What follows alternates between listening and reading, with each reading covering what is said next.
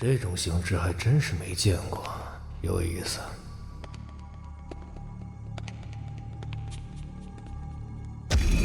糟了，看来是触发了什么机关，进来的通道被阻断了。什么东西？糟了，是僵尸！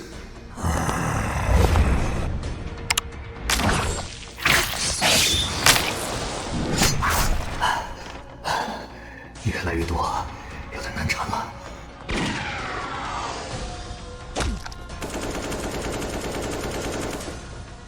道爷，外面跟来的点子都解决了，兄弟们把封堵的落石也炸开了，可以撤了。道爷，你不觉得奇怪吗？这鬼地方哪来的这么多僵尸啊？鬼知道啊！以前办这的时候，就算有遇见，也只是零星的1-2只，这么多，还真是……嘿，这地方有点意思，没白来。看那儿，整个墓里空荡荡的，就这么个雕像坐在这儿，有点意思啊。这镜子看着特殊，是个好东西。猴子，穹顶要塌，快走！道爷，这是哪儿？猴子把我救下来了，食指活动自如，双脚也运转灵活。我被那块巨石砸趴下，竟然没受重伤，真是命大呀！小兄弟，你醒了，看来老夫的运气不错。小兄弟，先起来吧。老哥，这是哪里啊？我的声音怎么变这样了？老哥，哈哈哈哈！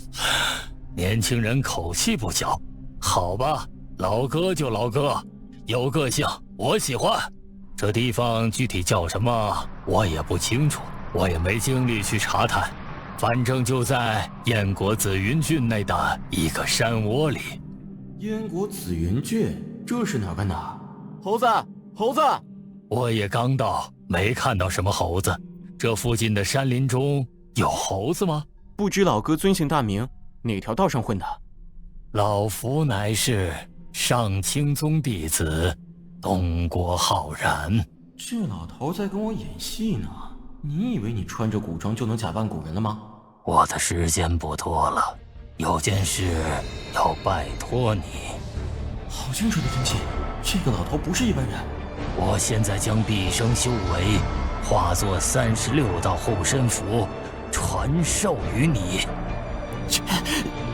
你对我做了什么？他们能够护法辟邪，让你不受妖魔侵害。消失了，好神奇的法术。沿着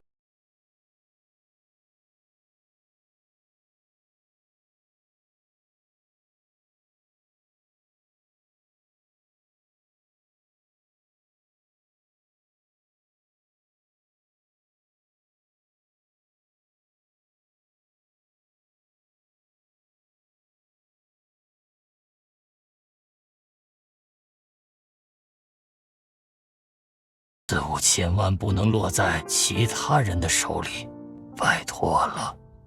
哎，这不是我从雕像上摘下的那只铜镜吗？怎么会在他的手里？哎，我怎么变年轻了？老哥，这到底是怎么回事？怎么一点反应也没有？不会吧，他死了？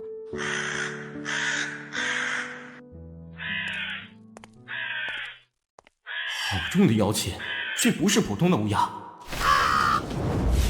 切，我去！哎，怎么回事？这是我干的？我的天哪，威力太大了！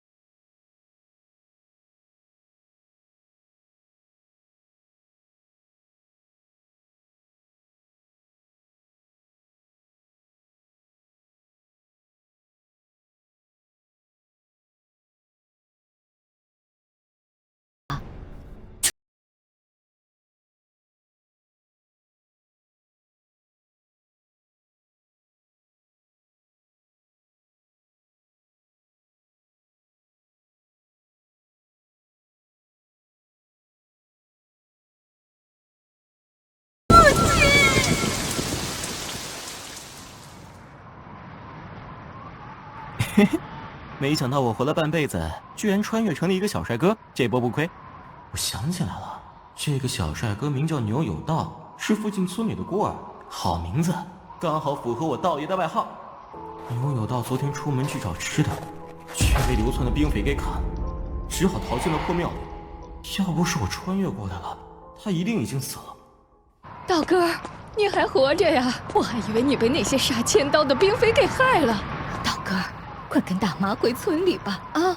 世道这么乱，大家都快去逃命吧！我也不回去了，我还有一个必须要完成的承诺。啊，看在老头传给我功力的份上，我得把他的遗体送到上清宗。也不知道这上清宗是个什么样的地方啊！哎呀，我烤鱼的手艺还是那么棒，闻着就香啊！救命啊！有人在惨叫。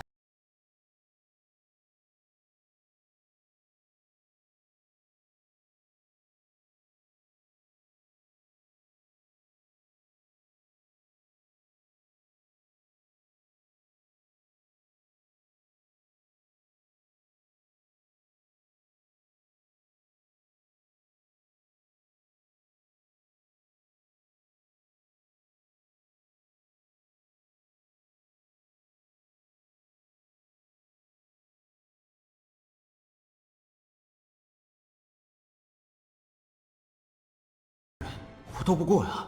哎，有了！将军，您大人有大量，就饶了小人我吧。行啊，来我的麾下当兵，我就饶了你。你这么刁蛮任性，我不得被你折磨死？我对当你的兵没有兴趣，当你的男人行不行？哼，毛都没长齐的小鸡仔也敢嘴硬？小子，我还要继续扫清兵匪，没时间陪你玩了。现在到处都是兵荒马乱的，给你指条明路吧。拿着名牌来广义郡找我，凭你的身手，能保你衣食无忧不在话下。这是一个难字。说好了，可别不识好歹。唉，这个女瘟神总算是走了。好冷啊，差点在水里冻死了。糟了，实在是太冷了，我快没有知觉了。难道我要冻死了吗？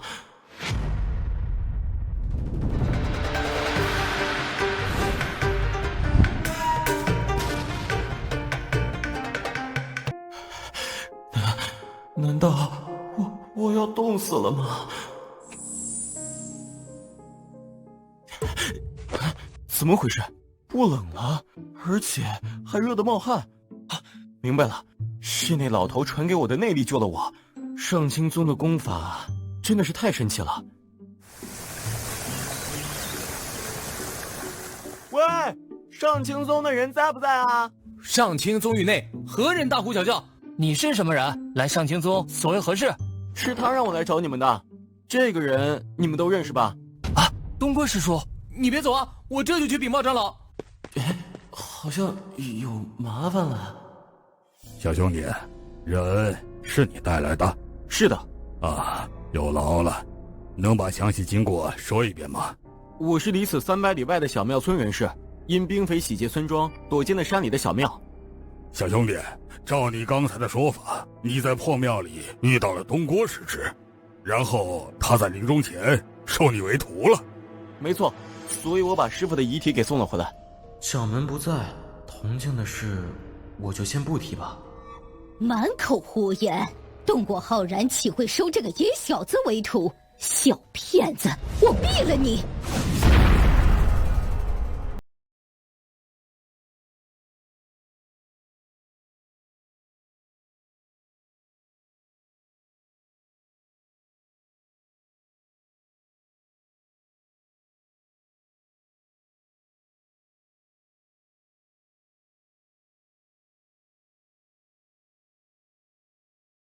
喂，放我下来啊！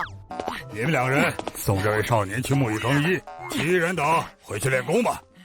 师妹，你刚才做的有点过了。听他的谈吐，像是善意村民吗？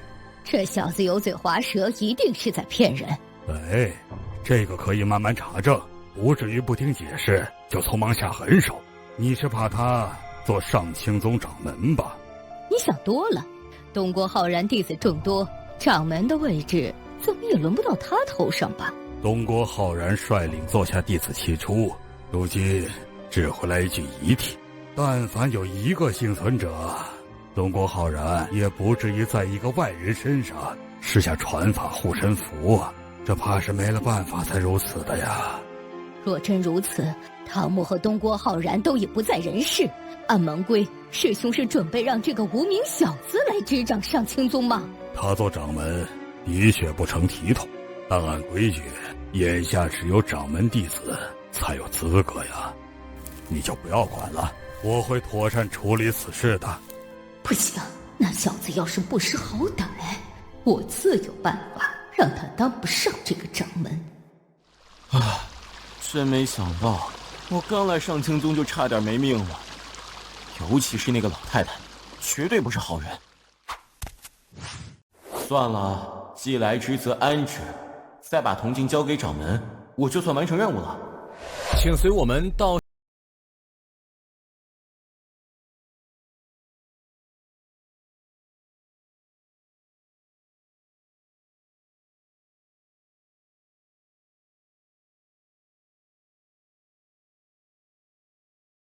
还请节哀顺变，那么现任掌门又是谁呢？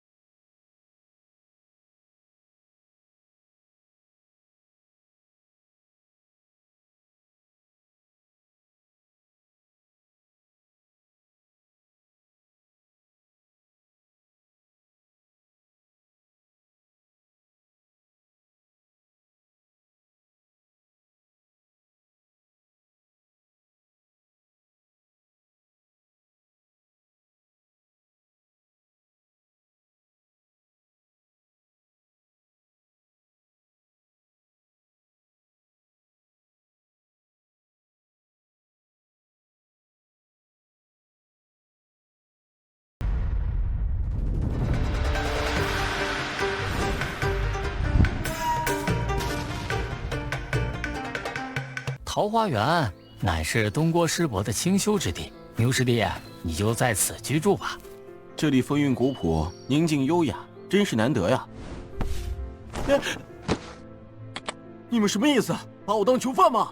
哼，没有我们的允许，不得外出，否则打断你的腿。听明白了吗？以后我来给你供吃供喝，你就好好住着吧。唉，那就这样吧。住在这里也挺好的，呵呵，还挺识相的。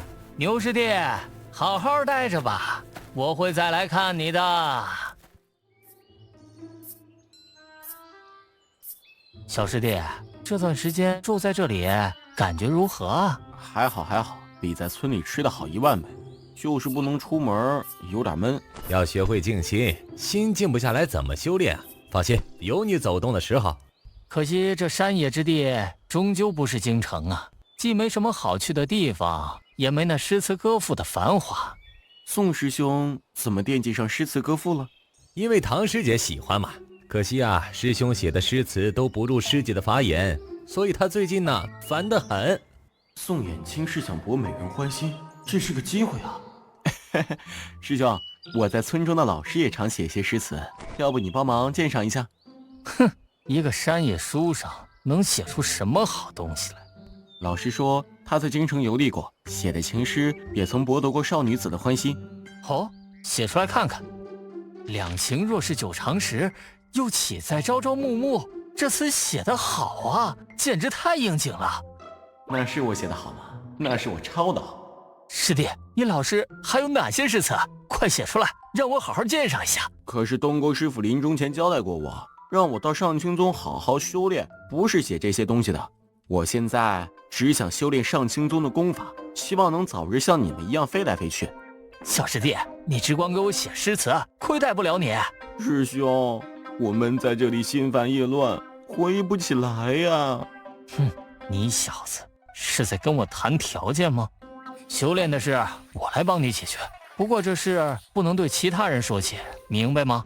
要是写的东西不能让我满意，我保证让你没地方后悔去。金风玉露一相逢，便胜却人间无数。两情若是久长时，又岂在朝朝暮暮。这是你写的词？着作让师姐见笑了。哦，好词，你能写出这种词就怪了。哼，牛有道，你这小子果然还有点用处。落花人独立，微雨燕双飞，好诗。师兄，按照约定，这修炼功法拿去吧，这可是上清宗上下都修炼的基础功法。上清心经。师兄，我想请教一下，这段话是什么意思？不懂的地方自己想想，我还有正事要办。拿了好处就走，真没见过这么不要脸的。这破功法文字晦涩又不给解释，这样我怎么修炼？宋衍清肯定是拿了一本最没用的书来糊弄我。牛有道，在桃花源住的还习惯吧？这里是族。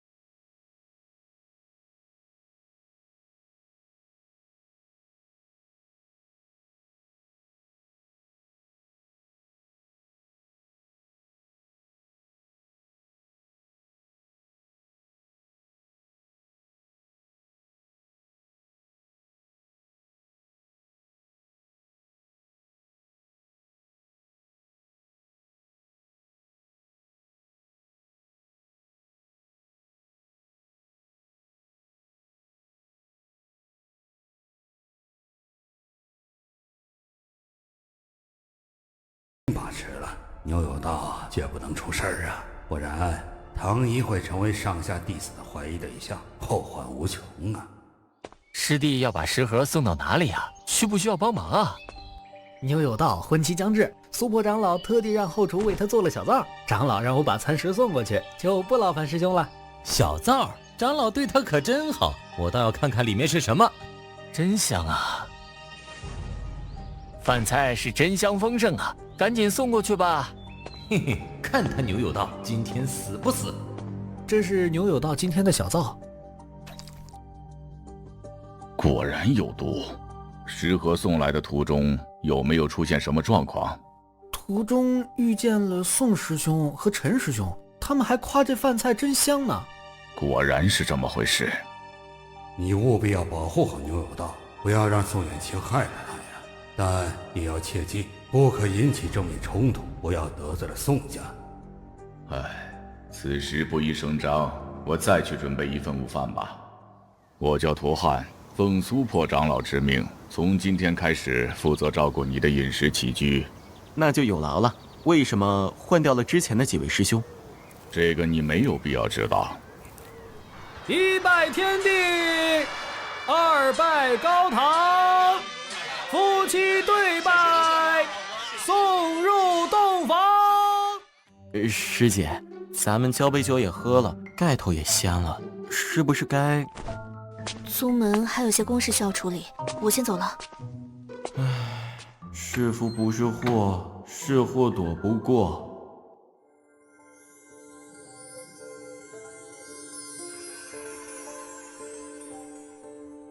我终于完整的炼化了2道传法护身符，修为已达炼气巅峰。听说唐姨在大婚之后就当上了掌门，过年时她才会与我见上一面。闭关修炼，年复一年，终有一天我会凭自己的能力离开这里。有劳蓝先生亲自来接。恭喜王爷重获自由，王爷受苦了。几年未见，不知道青儿怎么样？王爷放心，郡主一直很安全，稍后就能见到。一事我颇为不解，在天牢内不断有人逼问我父王那10万压将的下落，我从未听过压将是何物，先生知道吗？我听到有人想将王爷您置于死地的消息，说先王曾将10万忠魂秘制炼制成压将，等待新主人差遣。原来如此，他们急着得到这批战力，想必是大燕国的局势很不妙吧？先王旧部被大肆清洗，闹得军心不稳。北边守将邵登云更是一怒之下开关县城，投降韩国。也有人趁机拥兵自重，拒不听调。如今的大燕内忧外患，已在风雨飘摇之中。放我出狱，是为了调出那10万压将，稳定局势。若得不到，恐怕依旧不会放过我。只要王爷能离开这京城，就不会任由他们摆布了。下车接受检查。王爷奉旨出城，还望将军高抬贵手。哎呦，这不是商朝宗商小王爷吗？您怎么穿成了如此破烂模样？是他们，就是他们偷了我的马车，请官爷为我做主啊！没想到堂堂王爷居然沦落了偷车贼，给我拿下！是。哼，拙劣的演技，我已如此落魄，宫中还要派人恶心我。事已至此，就请王爷吹响军号吧。哈哈，王爷拿着一柄破号还想反抗不成？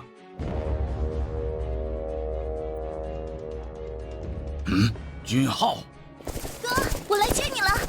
这是商家的禁卫军，杨英卫、武烈卫，皇帝派宋大人将2位剿灭了，怎么还会有余党在京城集结呢？商朝宗，你擅自调动兵马，是想造反吗？凭你也配在我面前放肆？商朝宗竟在天子脚下杀害李将军！王爷刀剑无眼，还是回到马车上躲避一下吧。少了将领，就是群无头苍蝇，谅他们也不敢出手。阴阳卫、武烈卫，随我来！数千人居然被500骑吓住了，真是一群没用的东西。以这小子的气魄，再加上商建国尚存的号召力，这次真是纵虎归山了。哥，青儿，皇帝应该会很快得到消息，先随我返回封地，再做打算吧。好。回乡之路必定危险重重，我们还需要能人相助。哦，不知哪里可以寻得帮助？上清宗。桃花坞里桃花庵，桃花庵下桃花仙。桃花仙人种桃树，又摘桃花换酒钱。真是好诗。揪心只在花前坐，酒醉还来花下眠。好一个桃花仙人！唐姨，她都是每年年底才来一次，今天怎么来了？随口戏谑之作，不值一提。不知这位访客是？这位是商郡主宁王商建伯之女。宁王生前与东郭师叔是旧友。那个宁王好像是当今皇帝的亲弟弟，位列三公的大司马，感情是燕国皇族啊。他来做什么？这位就是宁有道，东郭师叔遇难后，座下弟子仅剩他一人。商叔卿见过桃花仙人。郡主客气了，桃花仙人这个名号实是担不起，里面请。这是当年上清宗受宁王恩惠时，师叔送给宁王的佩剑。师叔曾许诺，但有所求，力所能及之内，当报此恩。如今郡主和小王爷一起出行，身边缺个法师随护。师叔既然不在了，这份恩情当由师弟去还。堂堂郡主亲自跑来这里请求帮助，上清宗竟然把我派出去，怎么想都觉得有问题。我本是低微，去做郡主的随护，怕是不合适吧？门中不知道多少人想去郡主身边当法师，可人家就是冲着师叔来的。上清宗高人无数，为什么非要派我去当这个护从？记住，你不去，就是让上清宗落了一个言而无信的名声，按门规当严惩。看来我没得选择，我去便是。多谢法师。郡主从头到尾不肯以真面目示人，是不是有些……师弟，不许无礼。无妨，小女容貌丑陋，让法师受惊了。是牛某唐突了，郡主勿怪。好了，你今晚收拾一下，明天一早陪郡主下山。竟然就这么脱离了上清宗的软戒，不过总感觉哪里怪怪的，像是被蒙在鼓里。弟子拜见长老。听说牛有道要下山给商朝宗做法师随护。唉，郡主拿着上清宗给宁王的报恩信物，亲自找上门来求，岂能拒绝？弟子只知京城那边的意思是不能派人给商朝宗，任何人都不行。你多虑了，牛有道小小年纪，他有几斤几两，你还不知道吗？我们纯粹就是敷衍商朝宗罢了，毕竟事关门派信誉。哼，弟子明白了。既然如此，家父那边弟子就如实交代了。燕青，我这样做是在为你着想，难道你看不出来吗？为我着想？唐毅成亲只是迫于无奈，两人这么多年连面都没见过几次，至今他还是清白之身。什么？他们竟然没有？商朝宗的情况大家心知肚明，此行危险重重，发生什么意外也很正常。话说到这里，你明白了吧？上清宗有自己的苦衷，燕青，你要传达清楚啊！长老放心，弟子怎能不帮师门说话呢？我会向京城那边解释的。牛有道，你就等着受死吧！法师，你来了。见过郡主。师叔，包裹里是给您预备的金银细软和干粮，另外这是掌门让您途中顺带给广义郡南山寺的一封信，请您切记送到。我不需要去和他辞行吗？掌门说你和郡主还要赶路，就不必浪费时间了。罢了，这么多年，我在这里终究没有选择的余地。郡主，我们出发吧。法师请。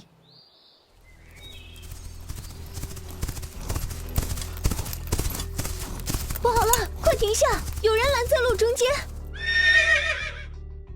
郡主不必慌张，这是自己人啊。那你们说，我先去旁边休息会儿。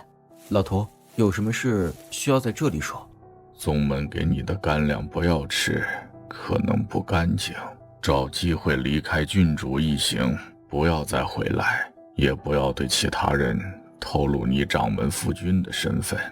我手无缚鸡之力，你让我一个人走，我能去哪里啊？你少来这套！这么多年，你一直偷偷修炼功法，当我不知道吗？要是上清宗的人紧盯着我不放，我该如何自保？去妖魔岭找赵雄哥，他是你师父的师弟，你身上的传法护身符能证明你的身份。妖魔岭赵雄哥，我记住了。可是你让我离开郡主又是什么意思？难道他也会害我吗？唉，你真以为跟着郡主就能相安无事吗？他父亲当年惹恼了皇帝，哥哥被赶出了京城，有的是人想要他们的命。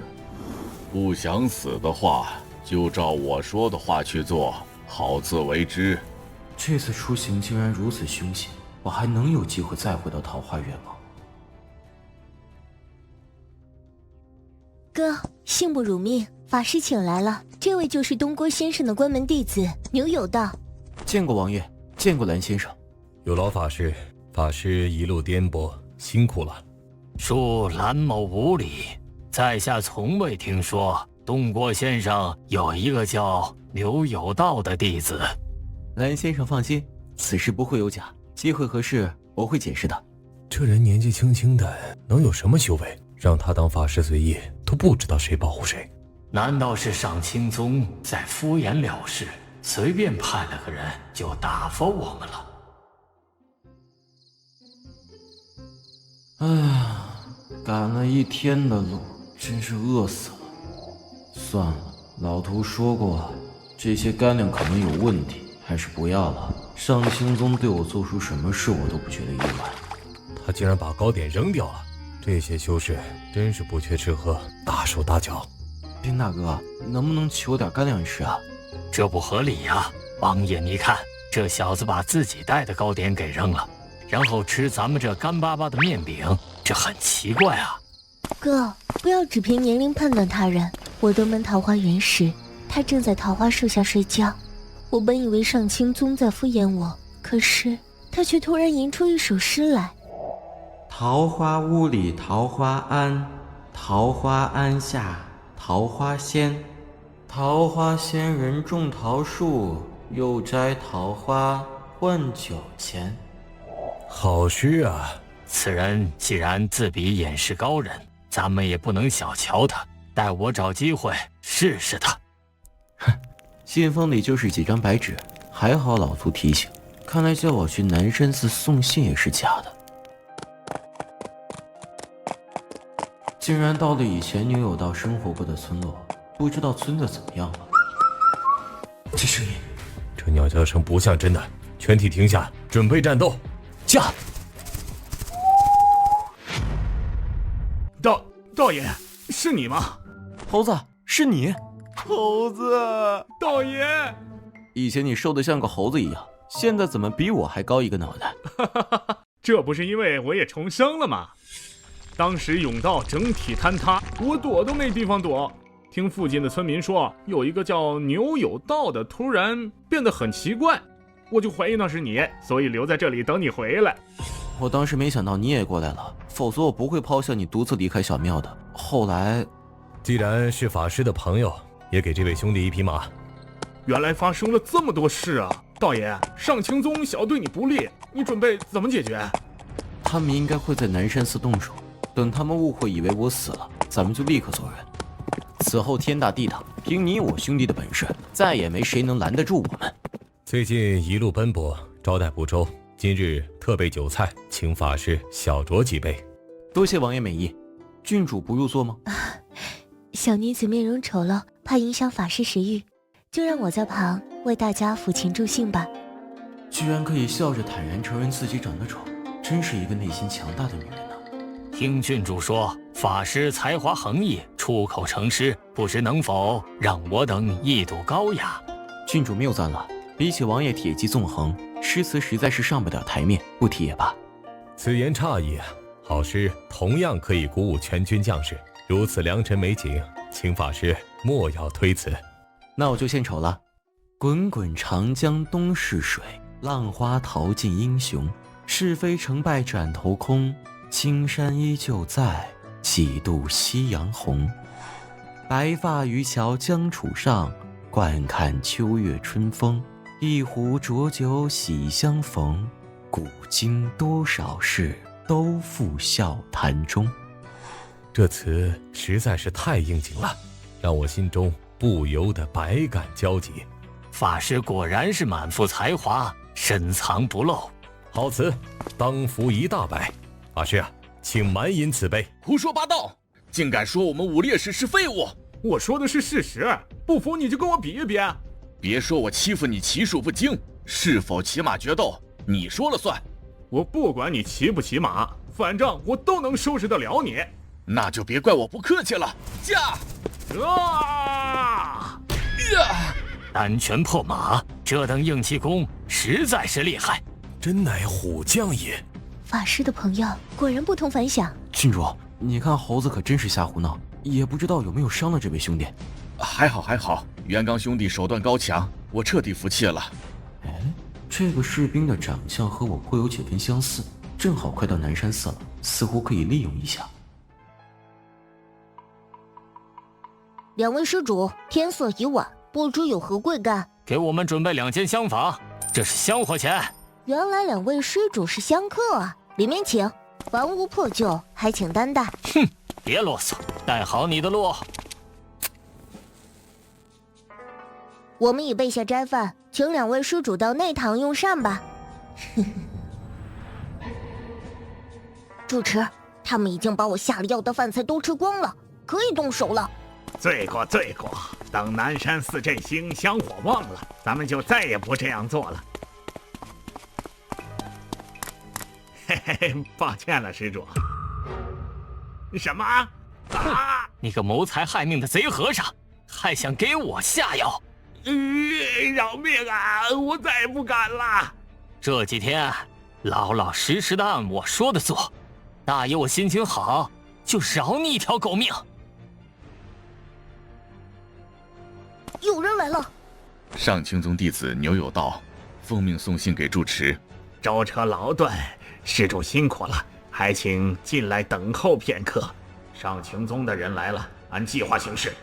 牛师弟，好久不见呐！你不是牛有道，真的牛有道在哪里？突袭失败了，赶紧通知道爷。不好了，突然有一大队人马杀了上来。小王爷，好久不见呐！听说牛有道已经是你的随护法师了，何必在这个累赘身上浪费粮食呢？还是把他交给我吧。伤了本王的手下，还敢跟我要人？你们宋家真是好大的威风啊！商朝宗是你的人先动手的，别给脸不要脸，交出牛有道，此事我就既往不咎。那我倒要看看你们宋家怎么动我。五烈士听令，准备战斗。是。王爷且慢，法师何必冒险现身？小王自能摆平这里。既然他们是冲我来的，这事儿还是我自己来解决吧。宋师兄，我都离开上清宗了，何必赶尽杀绝呢？牛有道，你触犯门规，我们今天就要清理门户。陈龟说在。牛有道，受死吧！哼，我苦练乾坤诀这么久，终于有用武之地，今天就来检验一下成果。乾坤掌！这厮竟然真的修炼出了成果，早知如此，就不该给他上清心经，竟然被他一掌伤成这样，你太过轻敌了！啊！受死吧！你欺人太甚，今日就把新仇旧恨一并算清吧！太乙分光剑！什么？啊！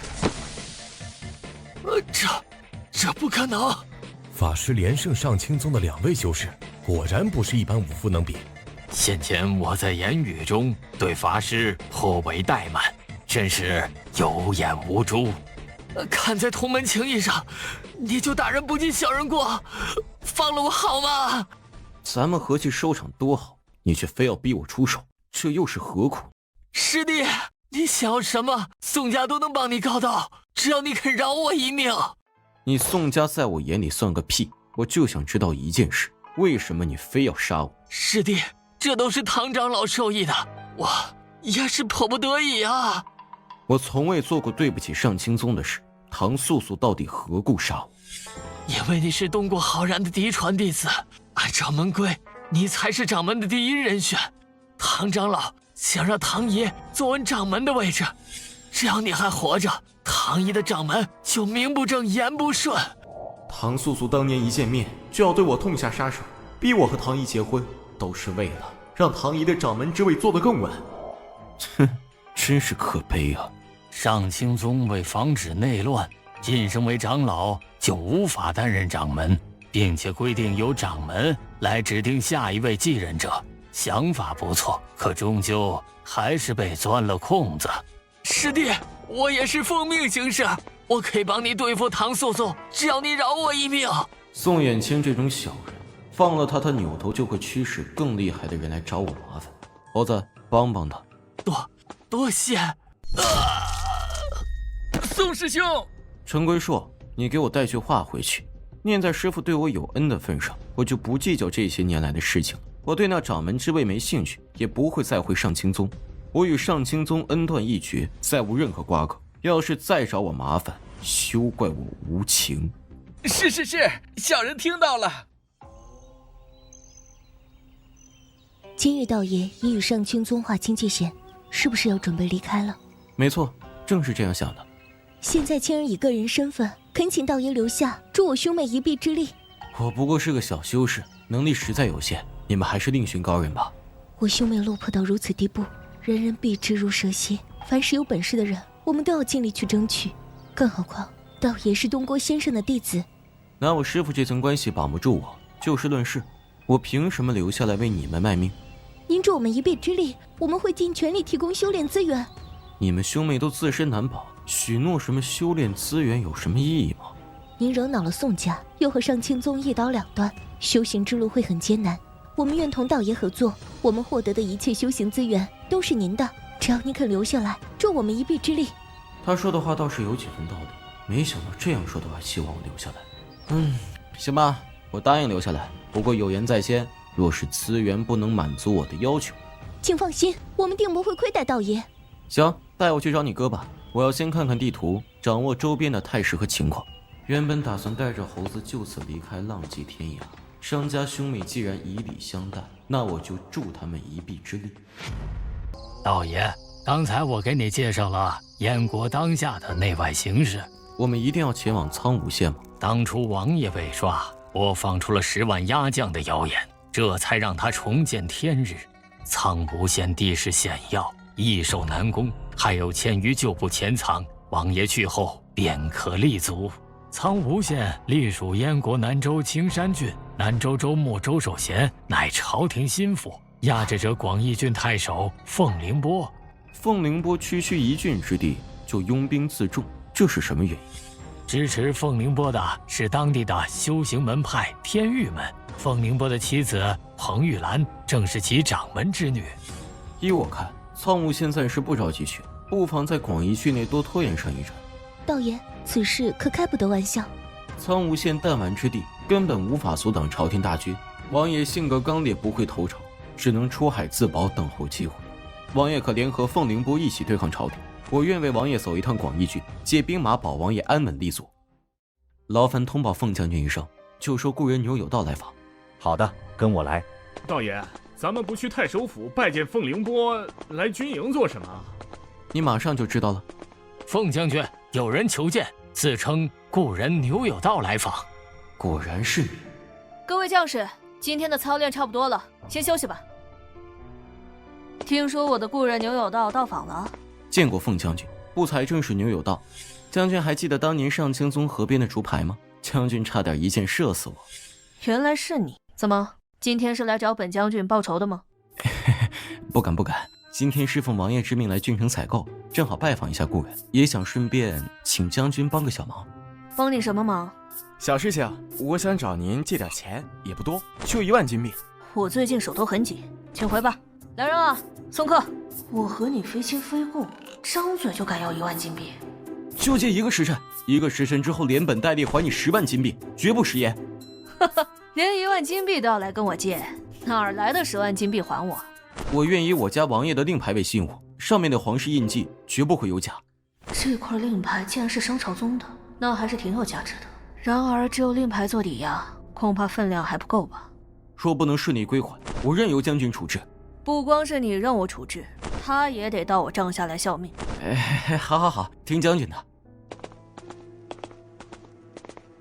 盯好他们，如有意外，立刻封锁城门；没有意外，就让他们回不了军营。钱和人我都要。按计划行事，把彩礼和迎亲队伍都准备好。这支迎亲队伍，这是好大的手笔啊！只怕是整个广义郡都要知道这件事了。但是这到底是谁家要娶亲呢？这么大的阵仗，跟我走，热闹起来！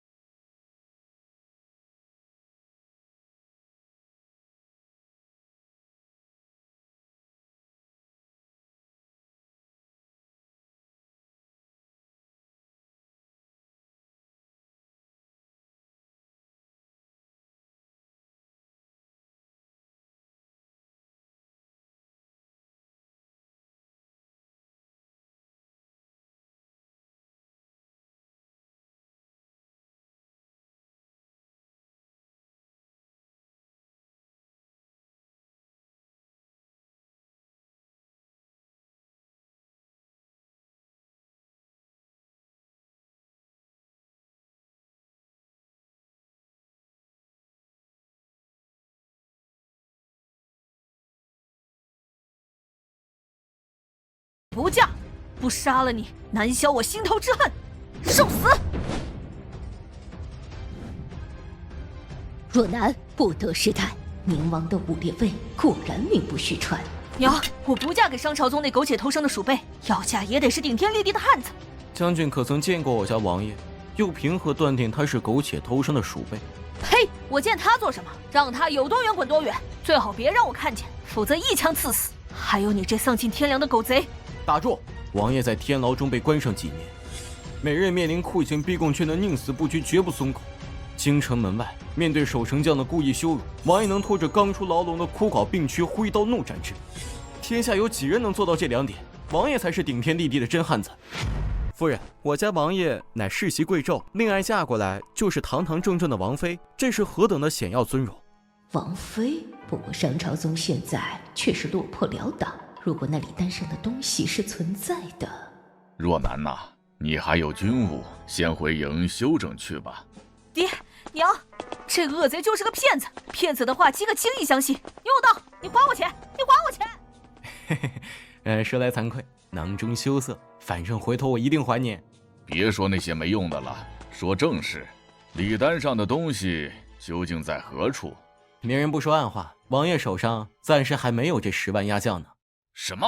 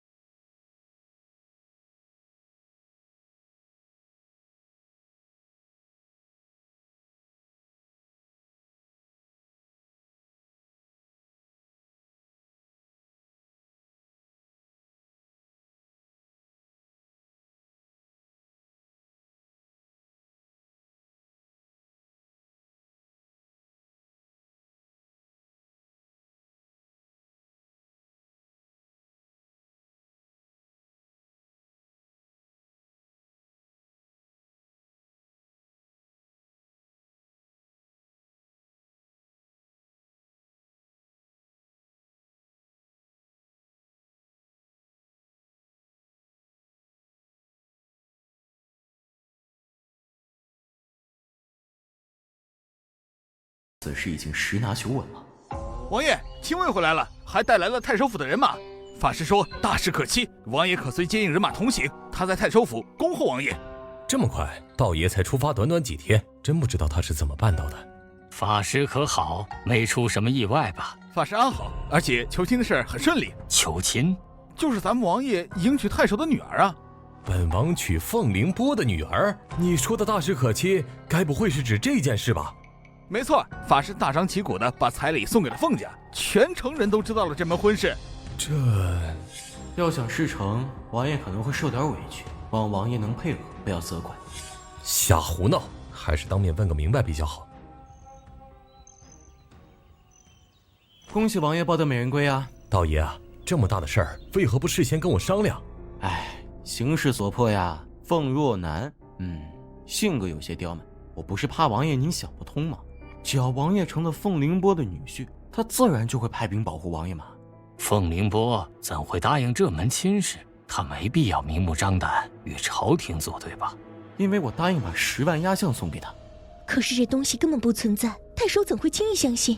当今陛下都相信压将的存在，还不够吗？王爷唯一要考虑的就是如何利用其人马来强大自身实力。只要王爷实力强大，就算没有那10万压将，太守背后的天宇门也不敢轻易背叛王爷。道爷高见，淑卿受教了。那啥，王爷，办事的费用你想办法给结一下吧。这是你和凤若楠的赌约，你向他借了1万金币。道爷啊，你借这钱干嘛用了？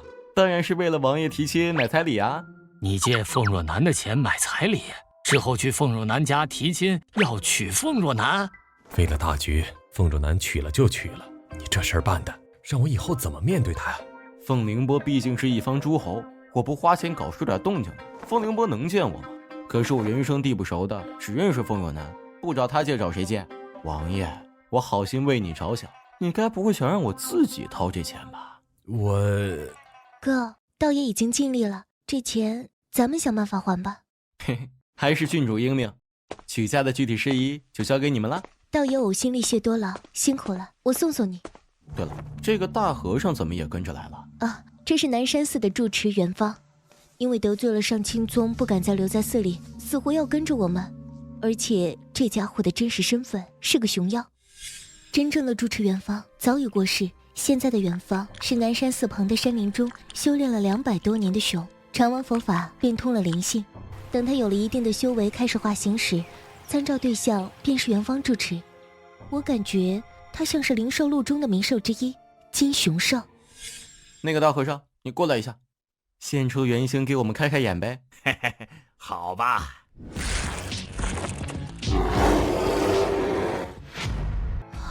好大一只金熊王！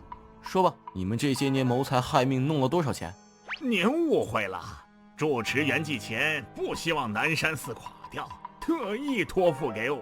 我们其实也干了不少好事儿，肃清附近的土匪，还去布施粮食。打几个土匪就是劫富济贫了，谋财就是谋财，哪来那么多借口？告诉你啊，你这老妖精以后若是不老实，我就把南山寺那些和尚全部做掉。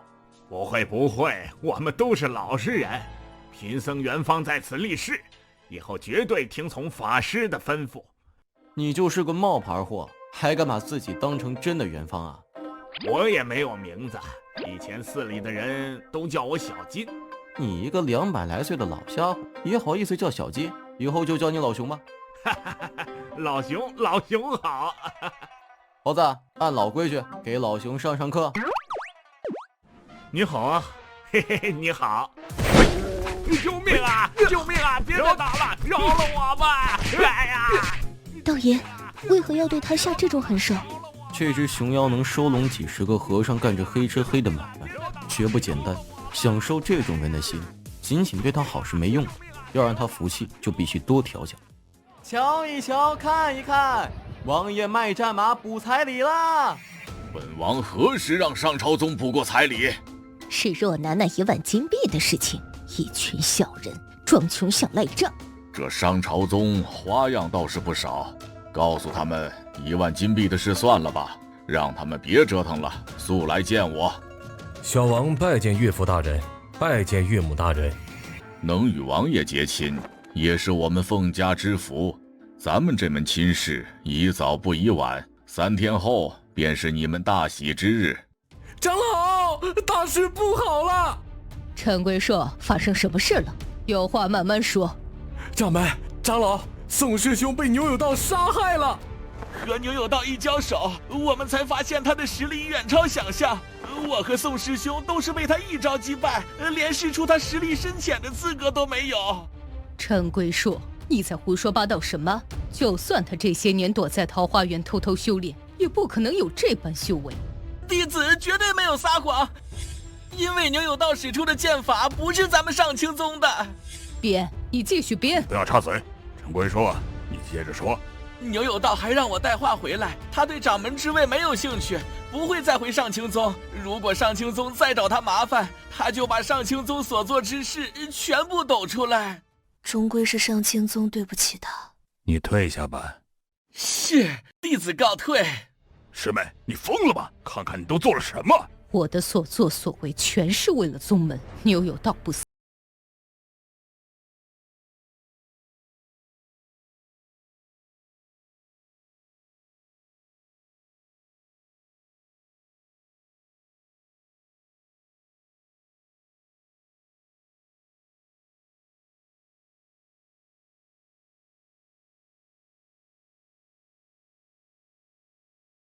能轻易放弃？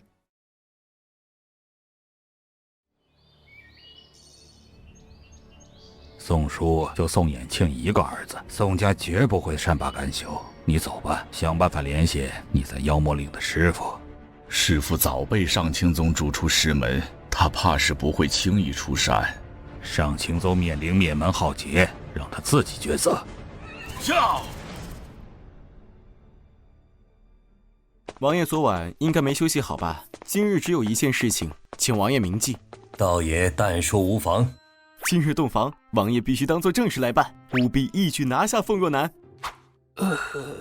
道爷，这等私事拿出来讨论，未免不妥。郡主还是个未出阁的姑娘家呢。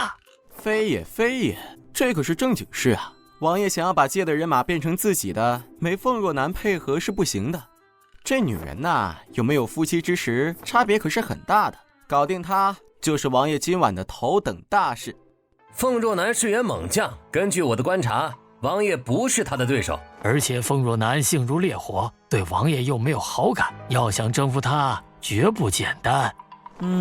确实，王爷在洞房的时候，要是怕是要挨揍。嘿嘿嘿嘿，那咱们只能另辟蹊径了。这种下三滥的事情可别找我啊！叫那个南山寺的惯犯过来，他经验丰富。道爷，您别看我呀，我是正经和尚，哪有这种东西？你说什么？我没听清，你再说一遍。有，保证顺利完成任务啊！吉时已到，一拜天地，二拜高堂，夫妻对拜。朝宗，我们这宝贝女儿以后可就交给你了，小婿一定不负所托。恭喜王爷，恭喜凤将军！兄弟们，这酒我干了，你们喝个尽兴，干！干！夫人，小心脚下。王爷小心！走，去洞房。好戏才要开始呢。就凭你也敢对我动手动脚？放手！不好了，小姐和姑爷打起来了！嫂子，大喜的日子可千万不能乱来啊！妹子，我和你哥这叫打是亲，骂是爱，恩爱着呢。放心，不会弄死他的，弄死了我也没办法跟爹娘交差。贱人！再嘴贱一个试试，牙给你敲掉！郡主，现在是洞房花烛夜，就随便他们闹吧，翻不了天。咱们该干嘛干嘛去。杨有道，你这个骗子总算说了句人话，来日方长，改天咱们再好好认识一下。王妃，你们慢慢快活，我们就不打扰了。散了吧，人家夫妻洞房，咱们就别再凑热闹了。为何突然如此，身体没有一点力气？你个混蛋，对我做了什么？夫人得罪了。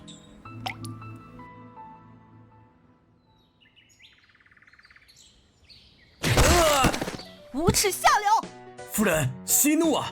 我杀了你，无耻狗贼，拿命来！昨晚还没打够呢，怎么又打起来了？放开我！我要杀了这个卑鄙无耻的小人！大庭广众之下，请小姐自重身份啊！这辈子都没这么丢人过，竟然说我下了药。昨天法师特意叮嘱王爷，此事十有八九和他有关联。道爷的行为的确蹊跷，他昨晚对婚房内的打斗也毫不担心。这叫什么事儿啊？让我怎么见人啊？我还是想提醒郡主一下，若非必要，尽量不要与牛有道单独相处。还请郡主注意些，这人有些邪门。也不知道最近倒了什么霉，接二连三的被羞辱。这酒水是哪来的？是奴婢亲自从家里那边送来的，管家还仔细检查过这些物品。途中可有经过他人之手？啊，对了，昨天有个白胡子老头拦住了我们。我是王爷亲卫，酒水食物一律要让我检查。喝掉。小姐，他这酒果然有问题。好你个商朝宗，这笔账早晚要跟你算清楚。报！商朝宗已和凤凌波之女成亲，近日将启程前往苍梧县，随行人马近千骑。凤凌波次子凤若杰也会在其驻地调拨4000部族随行。传旨，令青山郡太守尽快除掉商朝宗，朕得不到的东西，谁也休想得到。爹娘，女儿走了，多多保重。道爷，下药的事是你做的吗？这事不是我做的。假如这是我做的，我做错了吗？没做错，这是为了我们兄妹好。可是凤若楠已经知道此事，这让我哥如何面对他？咱们不会对外宣扬。凤若楠这么强势的人，只会想方设法的报复，同样不会宣扬。用不着郡主你替王爷担心。是吗？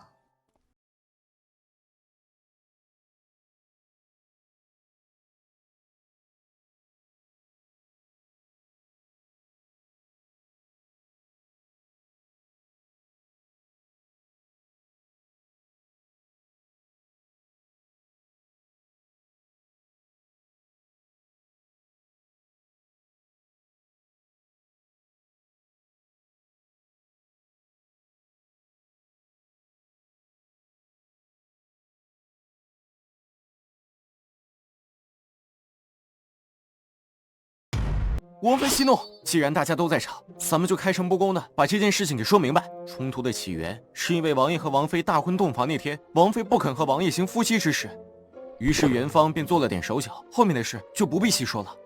如今王妃咽不下这口气，要找我们算账，这件事今天还需做个了结，再纠缠下去没有意义。王爷，人是你娶的，洞房也是你快活的，后果不能由我们承担吧？我知道你受了委屈，可是千万不要误了大事。找到那10万押将，上朝宗一伙人任你处置。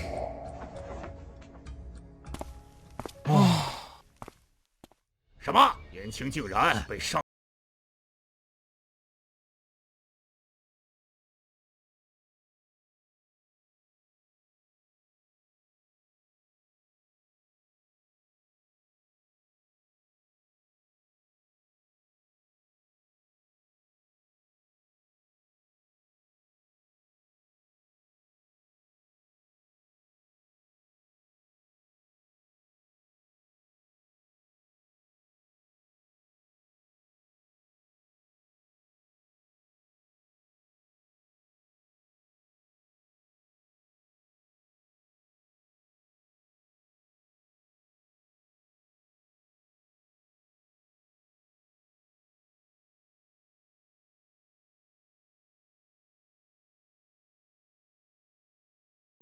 动手！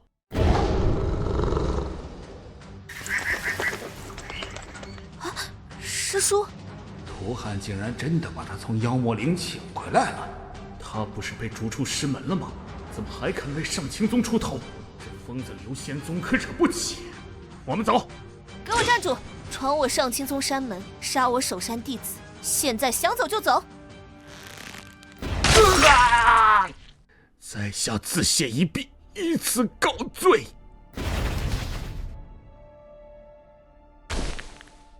别走！师叔本是上清宗最具天赋的弟子，然而他却爱上了魔宗圣女，魔宗圣女罹难，师叔也被逐出山门。本以为他再也不会回来，没想到他竟然出现了。师叔，丫头，这里可没有你师叔，不能乱喊。师叔始终是我的师叔，多谢师叔挽救上清宗于危难。当年我和你爹还有东郭浩然一人在这山里埋了一坛酒，约好了若干年后同饮。我今天只是来找酒的。丫头，听说你嫁人了，我没什么东西给你，就送你一坛埋了30年的好酒当贺礼吧。师叔，难道你真的愿意看到上清宗就此倒下吗？上清宗如今处境艰难，还望师叔能留下相助。过去的已经过去了，回头也无法挽回。上清宗走到今日这个地步，守着是没用的，只会越来越糟。丫头，既然你已经当了掌门，就不要再唯唯诺诺，按照自己的想法勇敢去面对。上清宗究竟该何去何从呢？今日多亏有赵师叔，短期内应该没人再敢找上门。宋叔指使棋子谋杀牛有道不成，反而栽赃师门，还勾结刘仙宗袭击我们，当列入叛徒的名单中，让天下人共同唾弃。掌门三思啊！这样我们可就彻底得罪了宋家，势必会引来更疯狂的报复。今后上清宗的处境怕是更难呐。所以我们不能守在这里等死。我打算暂弃宗门，带领上清宗弟子另赴他地，以图振兴。什么？你堂堂掌门居然要放弃宗门祖庭？天下人都会笑你无能的。我曾在仙师座下起誓，定竭尽全力振兴上清宗。若有任何过错，我愿一人承担。历代仙师，包括你的父亲，都葬于此地，怎可一走了之，任人践踏？只要上清宗能振兴，只要上清宗有了实力，自然会有夺回来的那天。你告诉我，燕国虽大，我们能去哪儿？难不成要学牛有道，跑去投奔凤翎波不成？我准备带人北上，投奔大雁叛将邵登云。我反对。二位师兄，难道你们也想抛尸弃族？唐长老还请自重，究竟你是掌门还是我是掌门？我以掌门的身份宣布法旨，即刻免去唐素素执法长老之位，贬为护法弟子。我一手帮你坐稳了掌门的位置，没想到你却翻脸无情呢。唐姨，你终有一天会后悔的。唐姨，你终有一天会后悔的。后悔也比坐在这里等死强。若决断有误，我定会一人承担责任，自此掌门之位谢罪。但是现在必须听我的。还有谁反对迁徙？谨遵掌门法旨。邵登云是宁王旧部，与上清宗也曾有来往。当年朝廷清洗宁王势力，逼得他不得不叛国呀。我曾与邵登云见过几次面，可先行前往北周，把投靠事宜谈妥，以免有不测发生。抓紧时间转移，秘密进行，不要走漏任何风声。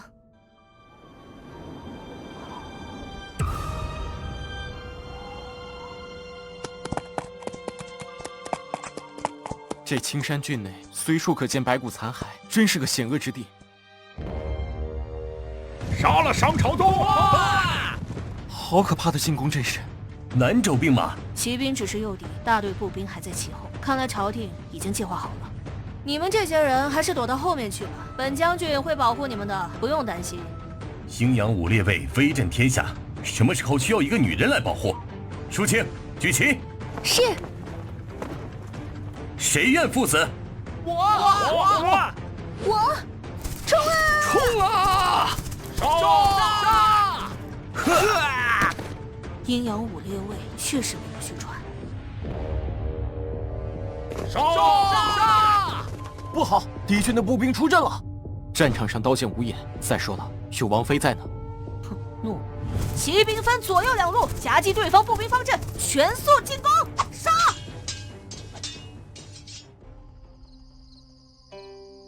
青儿，你受伤了。一个没怎么练过武的女子，竟然跟着哥哥去上阵杀敌。郡主没什么事，就是失血过多，调养一段时间就能恢复了。只是背后的伤口有点大，怕是要用针线缝合。没想到道爷还精通医术。血肉之躯又不是衣服，道爷在开玩笑吗？王爷有所不知，缝针不但能有助于伤口愈合，还能减小伤疤。那就请道爷为我缝针吧。青儿，这种事怎能？哥，我相信道爷不会无的放矢。郡主放心，我保证一定会治好你的伤的。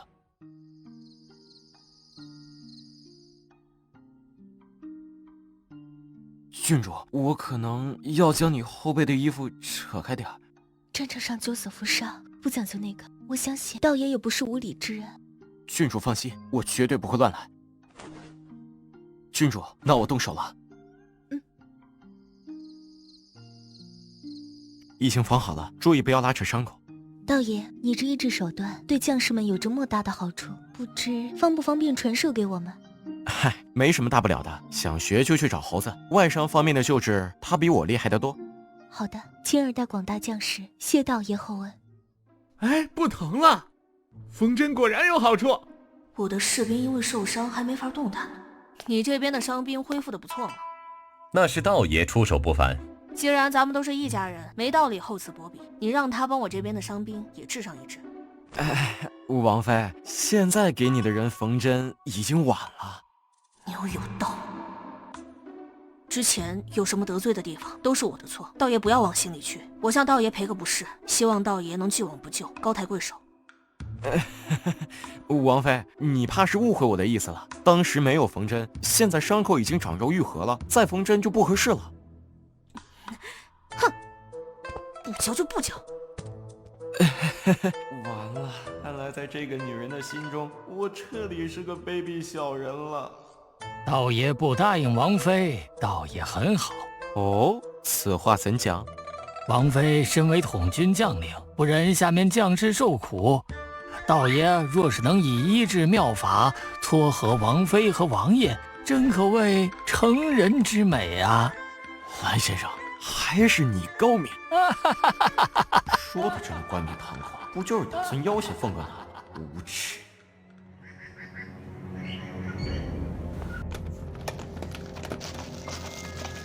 县令卢狸茂，你身为朝廷命官，却贪赃枉法、欺男霸女，该当何罪？王爷，这定是诬陷呐！全部拿下！王爷，就算我有罪，也该由朝廷来审讯判罪，王爷岂能僭越？是非曲直，本王自会上报朝廷。然而本王封地，其中尔等互害，不杀不足以平民愤，砍了！哎呀，好！王爷真是霹雳手段，直接靠武力控制苍梧县，查抄豪绅，补充钱粮，救济平民，维持民众情绪稳定。今后苍梧县就是王爷对抗朝廷的倚仗。感谢道爷出谋划策，实在无以为谢，请受我等一拜。三位的心意我领了，不必行此大礼。王爷您先前多次表达谢意，若有话要讲，但说无妨。道爷说过，我们展示出实力，凤凌波和天玉门自然不会割舍王爷，所以我们下一步的计划就是夺取青山郡。王爷如果能拥有一郡之地，还能让朝廷忌惮。王爷几千人马就想夺取青山郡，这算盘是不是打得太大了？道爷，破局的关键就在于赵国。赵国的皇太后商幼兰正是宁王的亲姑母。人家都是赵国的皇太后了，难道还能帮着咱们燕国人吗？所以我们要联系的不是她，而是她的女儿海如月。她的丈夫是赵国荆州刺史萧别山。之前赵国皇帝对国内诸侯动手，想统一全国，宁王出手帮助其夫妇渡过难关，海如月因此写下血书，发誓会报答父王。如今萧别山病逝，他的儿子萧天震还未成年，仅是名义上的刺史，荆州的军政实权其实就在海如月的手中。只要海如月出兵施压南州，南州必然集中人马来应对，届时便是我夺取青山郡的大好时机。乱世争雄，你死我活，国与国之间都能随时撕毁承诺，何况是区区血书？王爷这边已经派人秘密前往联系，若他真的不肯配合，我们再放弃也无妨。对了，凤凌波那边怕是会催促寻找10万押将，得做好应对。我们可以借口要彻底控制苍梧县，才便于寻找，这样可以拖上3个月的时间。也好，那我便祝愿王爷马到功成。上清宗弟子已经全数离开了，你也不必在这里面壁思过了，你的去路就由你自己决定吧。唐仪的掌门之位来得不正，我要去追随真正的掌门牛有道。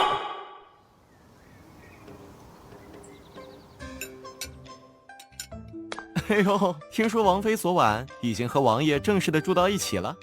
无耻小人，关你什么事？我只是为了向他请教缝针救治的事情。哎，明白，王妃不必解释。你，王爷昨晚没挨揍吧？王爷，外面来了个叫魏多的人，说是上清宗弟子，要见法师。魏多好像是那个结巴忠厚老实，是唐牧的大徒弟。不见，告诉他我和上清宗已经恩断义绝。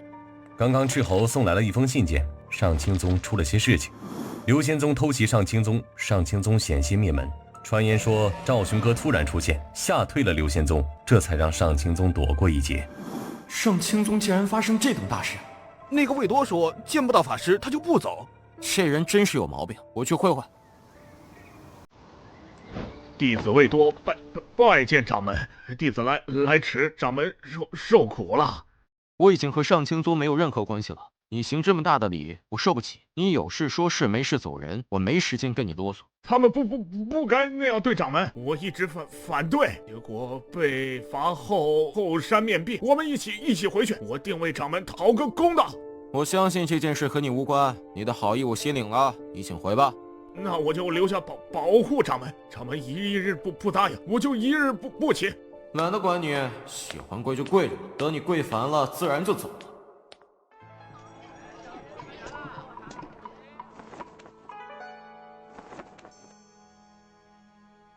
哎，掌柜的，我家郡主订的笔墨纸砚可备好了。哈，军爷早就给您备好了。文芳殿卖的是个雅趣，随便做了首诗放入，博贵和雅兴，盼再来光顾。你们读书人是讲究啊。军爷慢走。终于等到机会了。听说商叔卿精通琴棋书画，我特意盘下这家文芳殿。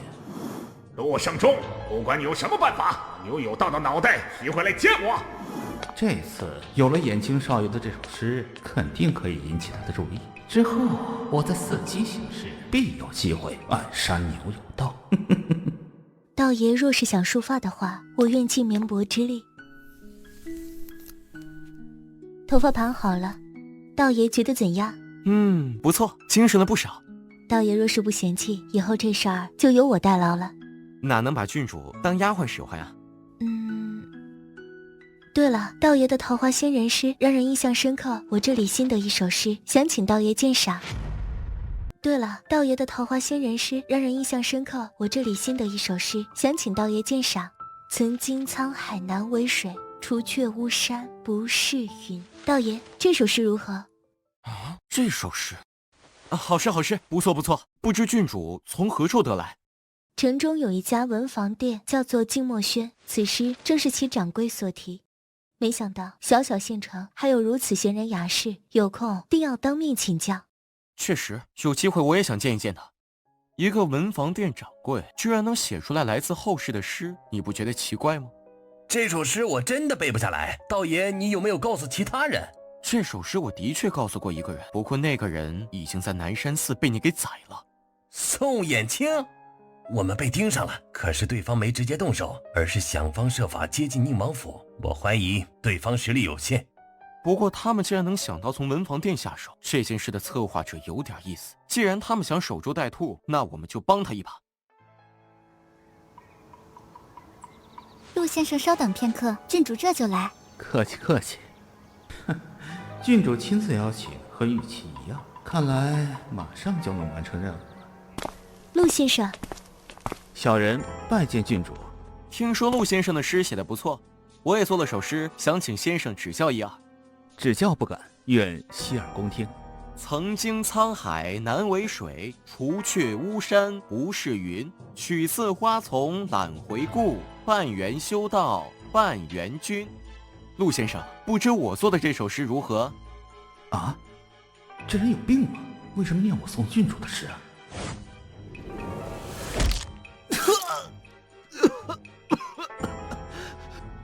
为何打我呀？别装了，自我介绍一下，我就是杀了宋衍清的那个牛有道。宋衍清曾经让我做了几首诗，帮他勾搭唐姨，就包括刚才那首。宋衍清，你这个王八蛋，人都死了还要坑我一把！姓甚名谁？何门何派？什么来历？不想吃苦头就自己说吧。乖乖说出幕后主使是谁。你是个聪明人，应该知道对你最有利的选择是什么。好，我说，我知道的事都交代了。您看，在。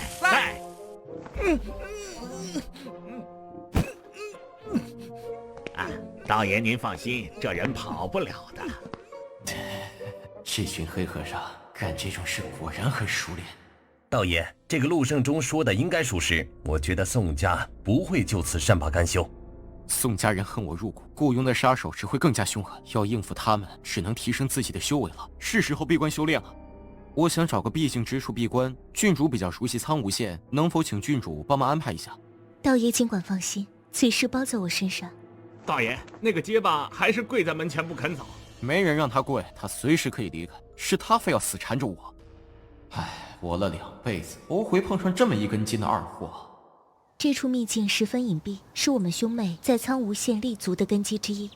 这么多干料，难道说秘境所在之处离这里很远吗？回头道爷自然会明白。郡主也去？所去之地必须由我或者我哥陪同前往。道爷，请跟我来。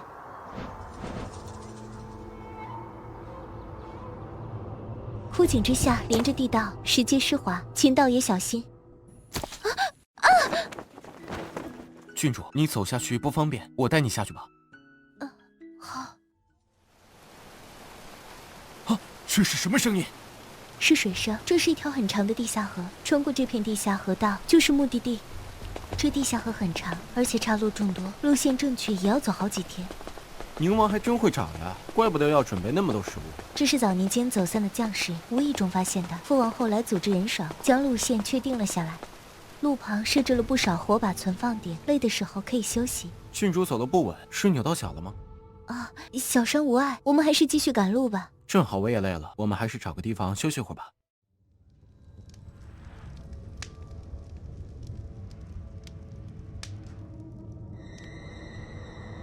好了，这寒意不正常，有不干净的东西在这里。大爷，刚才我法眼看到角落有东西一闪而过，鬼鬼祟祟的。能带来这么强的寒意，这幽魂已经变成了鬼。不要过来！郡主，你没事吧？醒醒！郡主，你没事吧？醒醒！道爷，我是不是睡过头了？那倒没有，只是我们该出发了。你的脚受伤了，我背你吧。我没事，我能走。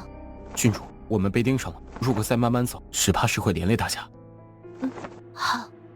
咱们耗在这里不是个事儿，赶紧走吧。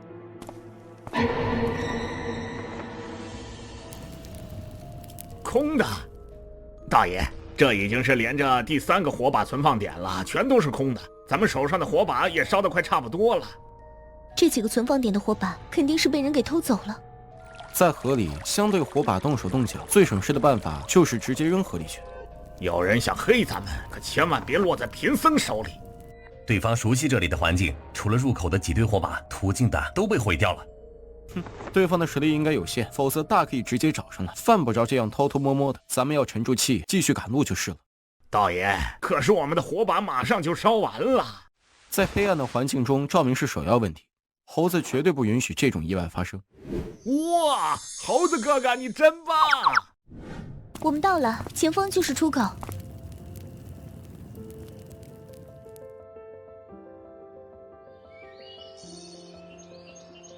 我们终于走出来了。什么人？罗叔，我是青儿，还认得吗？郡主，卑职罗安参见郡主。参见郡主。郡主，这3位是？这几位也是自己人，牛有道、袁刚和元芳住持。罗将军，最近村里可有出过什么怪事？村里一直好好的，也没什么怪事啊。几个小孩打架算吗？那村里人有多久没进过密道了？老王爷遇难后，蓝先生就传讯让我们断绝与外界的来往，入口也被严密看守，这5年来没人进过密道了。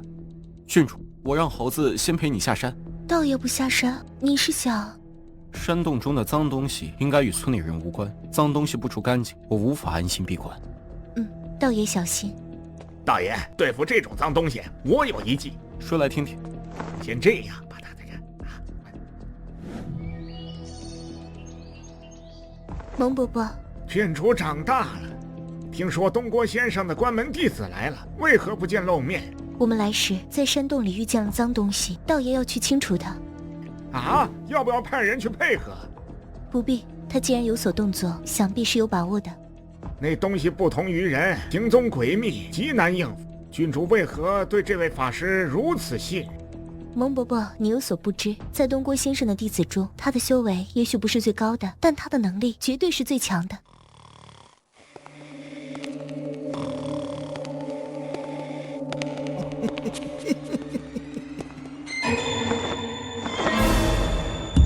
哈哈，道爷抓住了！不使点小计谋，还真就抓不住你。是你在搞破坏，毁了火把。法师饶命！法师饶命啊！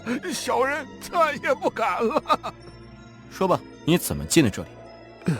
几年前被人追杀，无意中发现这个山洞，便钻了进来。可有同伙？没有同伙，就小老二一个。若有，任杀任剐。哼！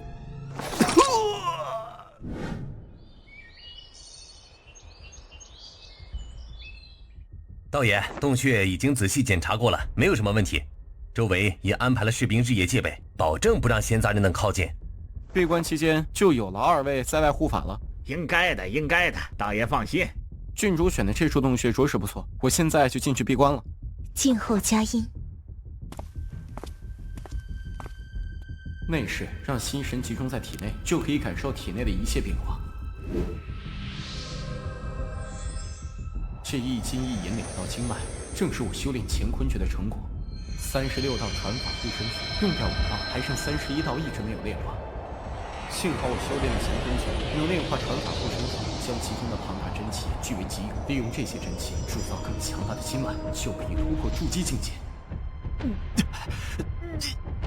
充斥的真气把经脉张裂了，必须要亲自控制这些真气的流转。一旦被忍住了，如果晕倒，就前功尽弃了。道爷，道爷，猴子，道爷，你怎么了？没事，没事，我闭关多久了？道爷，您整整闭关了9天，赶紧喝点水吧。道爷，突破筑基界都会变成这样吗？是正常现象，在这里静养，等经脉稳定了，就可以出去了。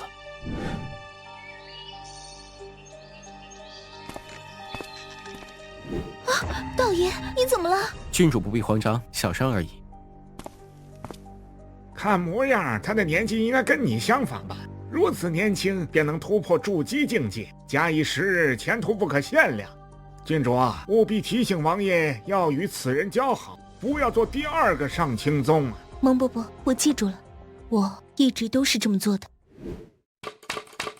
元芳，我经常打你，你心里是不是很恨我？今天给你个机会，让你打我，我不还手，不躲，也不报复。哈哈，没有的事，元爷，贫僧绝对没想过要报复你的。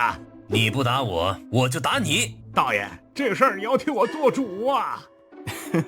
让你打你就打，放心，我在这里盯着。他要是敢报复，你找我。来吧！太轻了，再重点儿。元爷，那我可就不客气了。被你打了那么多回，这回总算有了发泄报复的机会。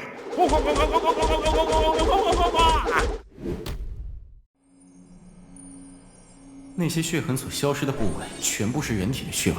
前世猴子修炼应气功，可没有这种情形。元爷饶了我吧，打了1个时辰，我实在是打不动了。你这应气功好似跟以前有点不同啊。记得我们当年的总教官提过一次，这门应气功有个古名叫做蚩尤无方。最近状态不对，体内有力无处发泄，所以才练了这门应气功，感觉自己突破到了另一个层次。蚩尤无方，好奇怪的名字。今天打我打得痛快吧？气出够没有？没想打元爷，只是在帮元爷练功啊。好，既然你是这么想的，那这段时间你每天都来帮我练功。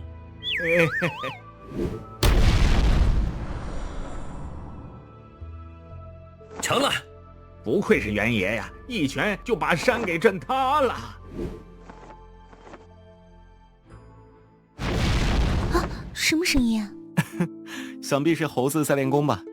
郡主最近闷闷不乐，是否有心事？他说了，影响道爷闭关修炼。听听也无妨。夺占青山郡的计划放弃了，因为海如月那边提了个要求，而这个要求我们不可能做得到。海如月的儿子，也就是那个子承父业的荆州刺史萧天正，身子骨太弱。今年他的病发作频繁，所以海如月要求治好他儿子，他才肯出兵相助。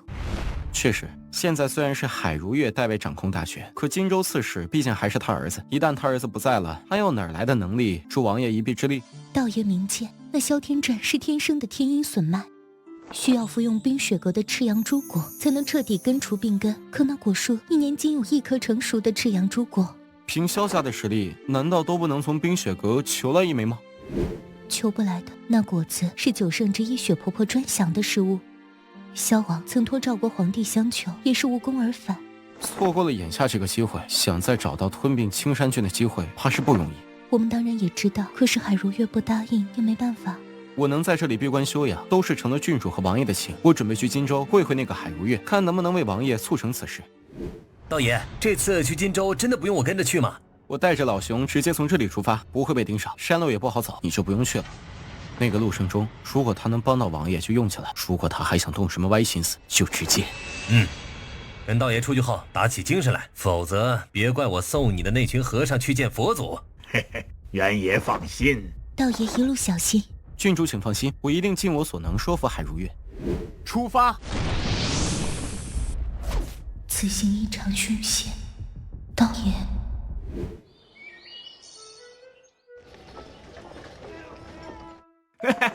荆州果然比南州繁华的多呀！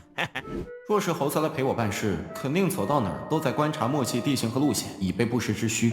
这妖精逛街来了。拜访海如月，还是准备些高档礼物吧。陈龟硕啊，牛有道！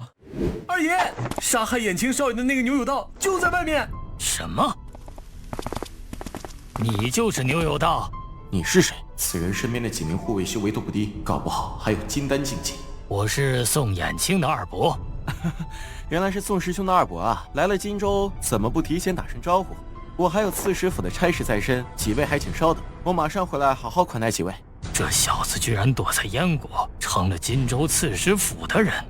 海如月4时寿辰将至，祝寿之前还是要小心行事，事成之后再动手。二爷，鬼知道他说的是真是假，不要被他所骗。他身旁的和尚是只熊妖，其毛发做成护体宝衣，刀枪不入，献给海如月，定能投其所好。你带着护卫去拿下他们，记住不要在城内引起骚乱。明白。牛有道。大爷，不好，他们跟上来了。他们的目标是我们分开走。大爷，我们去哪里会合呢？去福林客栈，那里有王爷的人等我们。走，他们在那儿，给我上！你们几个去追那个和尚，剩下的人跟我去追牛有道。呀，不好！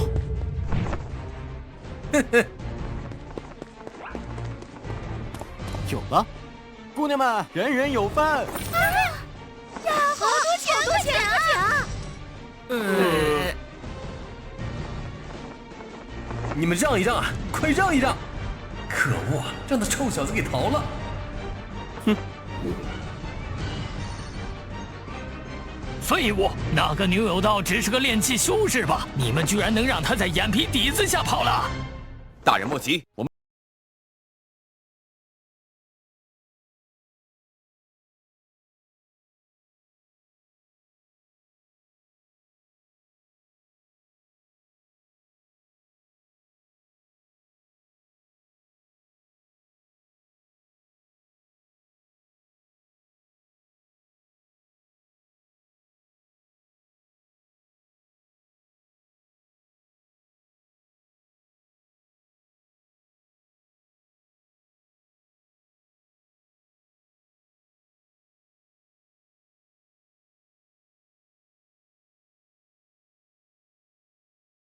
胃口不想吃，不想吃也要吃点，这是为你好。夫人，那个方哲又来了，他说这次带来了燕国雍平郡王特意请来的良医，带他们进来吧。夫人，燕国小宁王派了为少爷诊治的良医到了。见过长公主。你就是燕国上清宗的那个弃徒牛有道，东郭浩然的弟子，怎么变成能医治疑难杂症的良医了？长公主明鉴，我只是奉命护送良医，还请长公主相助。哦，你确定你带来的良医能治好我儿的病？王爷能派我们来，自然是有把握的。就算不能医治，他也可求来赤阳朱果。希望长公主能出手找到良医，毕竟这里是您的地盘。我在这里没有什么关系和人手，想救元芳，也只能借长公主的势力了。朱顺，你亲自带人去一趟，让宋龙把人交出来。是。什么？人不在福林客栈？大人明察，我确实没说谎啊。这个和尚没用了，把他处理掉吧。不好了！刺史府的管家朱顺带了大量人马，将我们这个院子给围了。朱顺，你这是什么意思？难不成这就是荆州的待客之道？宋大人，别绕什么弯子，把人交出来，否则别怪我不客气。交什么人？宋某不知道你说的是什么意思。把人交出来，我就当做什么事情都没有发生过，不要逼我下令搜查。把人带出来吧。大爷，我就知道你会来救我的。伤得怎样？皮肉伤，扛得住。行事不由人，刚才没有机会，事后一定给你报仇的机会。牛有道，你给我等着！这位就是来治病的良医，不知良医尊姓大名，仙乡何处？在下华佗，山野村夫罢了。不瞒长公主，我们是来辞行的。本宫不惜得罪外国使臣，把人给救了出来，而你们答应的事还没办，就想走人。华先生无缘无故被人给弄伤了，心情很不好，不肯救人。哦，不知先生怎样才能咽下这口气？冤有头债有主，把宋龙交给华先生足矣。我怎么觉得这不是华先生的意思，而是你想找宋家人算账呢？明人不说暗话，我的意思就是华先生的意思。没错。我跟宋家仇深似海，只要长公主帮我达成心意，我定为长公主解忧。笑话！你们2个人的命已经在本宫的手上，还有讨价还价的余地吗？令郎的命同样在我手上，长公主也没有讨价还价的余地。长公主若想逼迫我们看病，那便绝不可能治好令郎。当然，长公主也可以杀了我，让病人继续等死。长公主绝不可能乱杀他国使节，最多给你一个掩护身份，让你接近宋龙。我这里会放消息出去，说你是我的面首。怎么，怕坏了你的名声？这个身份可是能让你横行荆州。不是，我是怕坏了长公主的名声啊！要是和她闹出了绯闻，回头见到伤氏兄妹，怕是解释不清。无所谓，我这种寡妇坐在这个位置上，能有什么好名声？这个拿上。感谢长公主赐予信物，长公主身份高贵，风言风语还是要尽量避免。那你就跟朱顺商量着办吧。我们不能明着帮你，但是流芳馆内有人能帮你。韩燕两国时有战事，两国使臣自然关系不和，或许你可以利用这一点。阁下便是牛有道，久仰久仰。不知牛兄此来有何指教？那我就开门见山了，我想杀了宋龙，希望诸葛兄助我一臂之力。牛兄在开玩笑吗？宋龙既然敢在荆州府上对我痛下毒手，我为何不能杀他？这……放心，我不会让诸葛兄担这份责任的。韩国和燕国虽为敌国，但是在荆州地盘上贸然杀人使臣，此事十分不妥。不用诸葛兄动手，只求诸葛兄帮我创造个机会。诸葛兄优先考虑考虑吧。告辞。牛兄慢走，这事容我考虑一下。去查查这个牛有道底细，确定一下他说的是否属实。诸葛大人，小人查过了，牛有道所说属实。哼。感谢诸位百忙之中大驾光临，才能有今日一聚。诸葛兄，此处尚有一空座，莫非还邀请了其他人？牛兄，请出来吧。在下牛有道，燕国雍平郡王的随护法师，能在此见到诸公，牛某三生有幸。在座的都是使臣，你算个什么东西？我听闻牛兄和燕国宋家有些误会，其实牛兄根本不想也不敢和宋家作对，所以我出面做个和事佬，化解这段恩怨。诸葛寻，你是不是管得太宽了点儿？今天诸公在此作证，我愿赔礼道歉，还请宋家高抬贵手，放我一马。哈哈，宋家对你痛下毒手，没证据的事可不能乱说啊！牛兄，实在不好意思啊，你看你是不是先回去歇着？有些人真不知道是怎么想的，这种事儿也能答应做和事佬，这不是让客人难堪吗？可笑！老匹夫，你骂谁？我骂的就是你，诸葛小儿！老不死的，竟敢打我！老匹夫，我饶不得你！狂口小儿，老夫今日便要教训教训你！看我不拔光你的胡子！哼，还想看我的热闹？可笑！牛有道，你想干什么？快来人呐！牛有道，立刻放了宋大人！你们不要看热闹，赶紧把他们分开！燕国内部生乱不是坏事。宋衍卿杀我，我杀之；你杀我，我亦杀之。宋家来一个，我杀一个。牛有道，慢着！刺史府亲卫在此，谁敢妄动，杀无赦！现场所有人全部扣下来，其余可疑人员一并带走。兔老头，你打得还真狠，咱们私底下约好的戏可没这出。这不是演得很像吗？你揪走了老夫几根胡子，老夫也没计较。能让燕国乱起来，足以让咱们心头一快。谢长公主成全。成全什么？我什么都没做，自然什么也不知道。华佗先生的气也消了，可以看我儿的病了吗？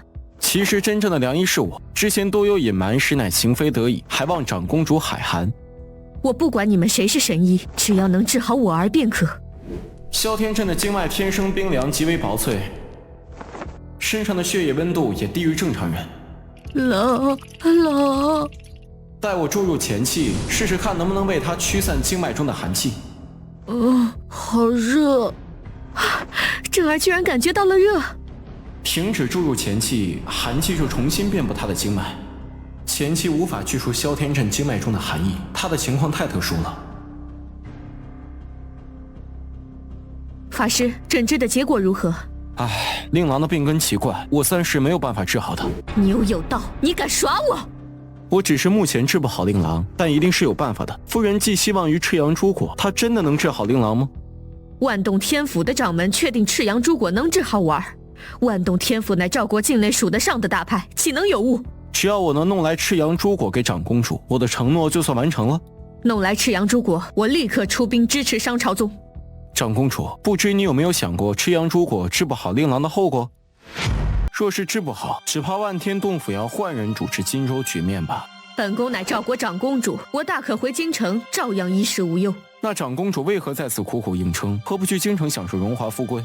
荆州拥兵自重多年，得罪了多少皇族权贵？我有一计，可让长公主一直想把持荆州。只要雍平郡王能顺利夺取青山郡，再加上原本的广义郡，便有了2郡人马，足可以与长公主互为倚仗，成联合互助之势。区区2郡人马，就想着做我荆州的倚仗？宁王留给了他阴阳5列位，雍平郡王曾以500骑正面击溃燕国朝廷的几千兵马。只要拿下青山郡，有了兵源粮草，1万阴阳5列位重现指日可待。届时王爷便能全力支持长公主，力保荆州无忧。真是奇了怪了，明明是商朝宗来求本宫，怎么倒成了他们出兵来帮本宫的？不过这确实也是互惠互利的事情。事不宜迟，还请长公主尽快出兵，助王爷拿下青山郡。我也将立马启程，前往冰雪阁求来赤阳朱果。好，此事就这么说定了，我且信你一回。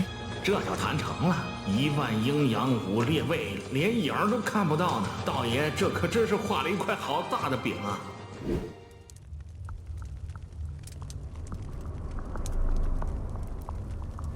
自从南山寺一别，咱们居然又在荆州碰上，真是有缘呐！你想干什么？我乃燕国出使人员，要是出了事，宋龙我都敢杀，何况是你这个无关轻重的小人物？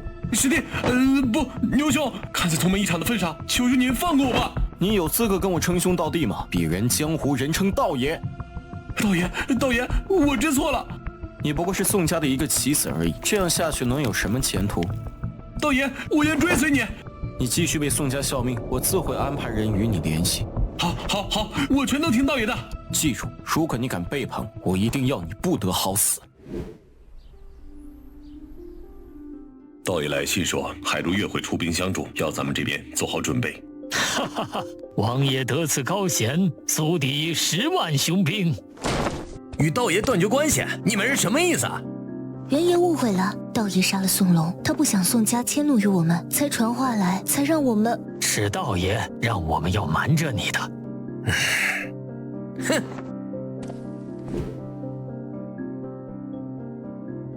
魏多，道爷可能会有危险，你要不要跟我一起去找他？我跟你去。他现在已经离开了荆州，咱们即刻启程与他会合。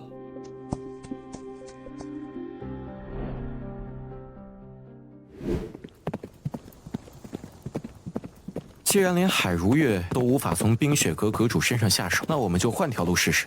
听说摘星城城主与冰雪阁阁主是好友，所以我们就先在摘星城落脚吧。2位客官住店吗？一间房只要10枚金币1天。10枚金币这么贵？住在本店的客人只要住1天，便保证在摘星城1天的安全。手持邀月客栈的房牌，在摘星城内无人敢刁难。先住1天。道爷，外面不少客栈比这里便宜得多呀。跟着我不会缺钱花，只要条件允许，尽管选最好的。而且这家客栈还负责保护安全，安全比什么都重要。嘿嘿，道爷大气。去看看。黑牡丹，我劝你不要乱来，客人不高兴了，要你吃不了兜着走。里面的客人叫我来的，不信你问问。你们想干什么？哎，里面的兄弟是我啊，我们之前见过的。是他，让他进来吧。大家都叫我黑牡丹。去给我找本易收录了，再备一些好酒好菜。我？对，有问题吗？好，稍等，马上就回来。这是在考验我啊！看看来有机会能结识他。等等，我准备在这里住1个月，目前只交了1天的房钱。明白，我帮先生交上。道爷，他明显有求于我们，还能帮我们交房钱？他爱交不交，咱们又没什么损失，你担心个什么劲儿？给我凑齐300个金币。老大，咱们一向是坑人的，你这倒贴算怎么回事？是啊，人家住这么贵的店，咱们肯定惹不起的。但是我看他还挺靠谱的，绝不是寻常人。人家要是不答应，咱们攒下的钱可就打水漂了。都别废话了，把钱凑一凑，老娘今天就是要赌一把。我有种预感，咱们要实现计划，就必须倚仗他。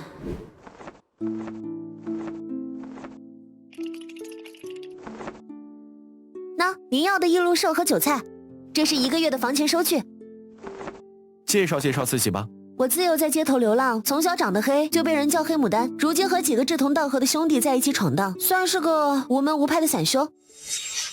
还不知先生尊姓大名？我叫轩辕道，他叫金威。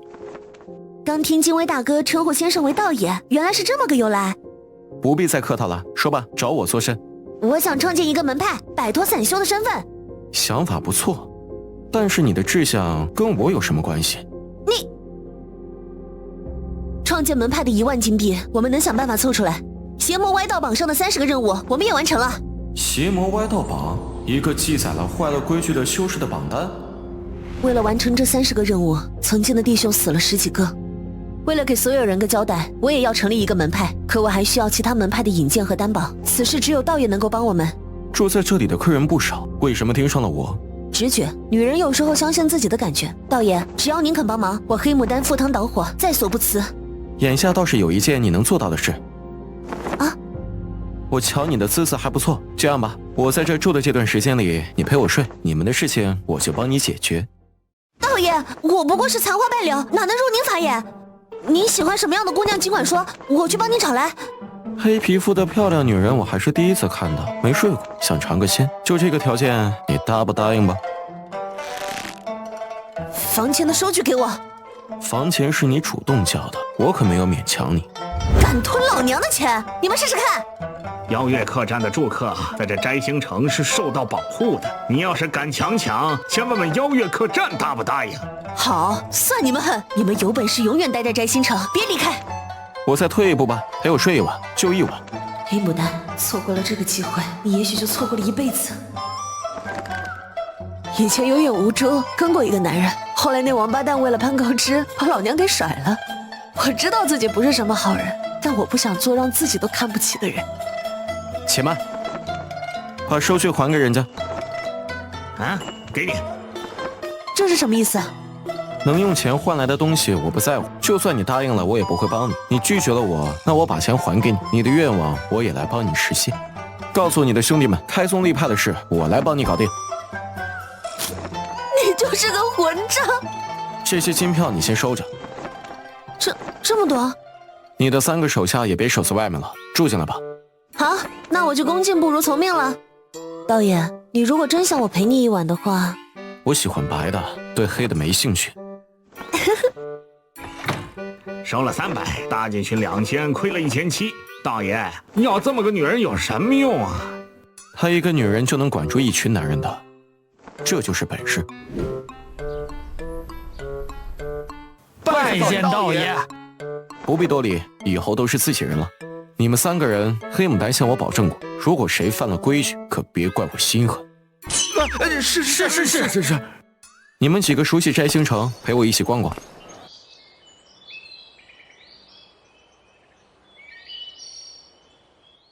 哦，那是什么地方？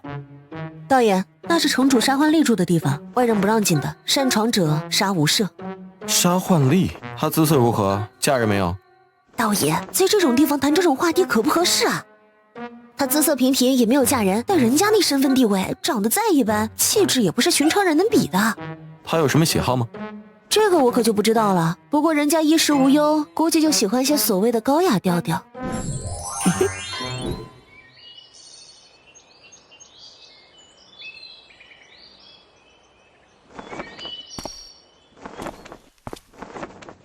那个人的长相和宋家传来的画影有几分相似。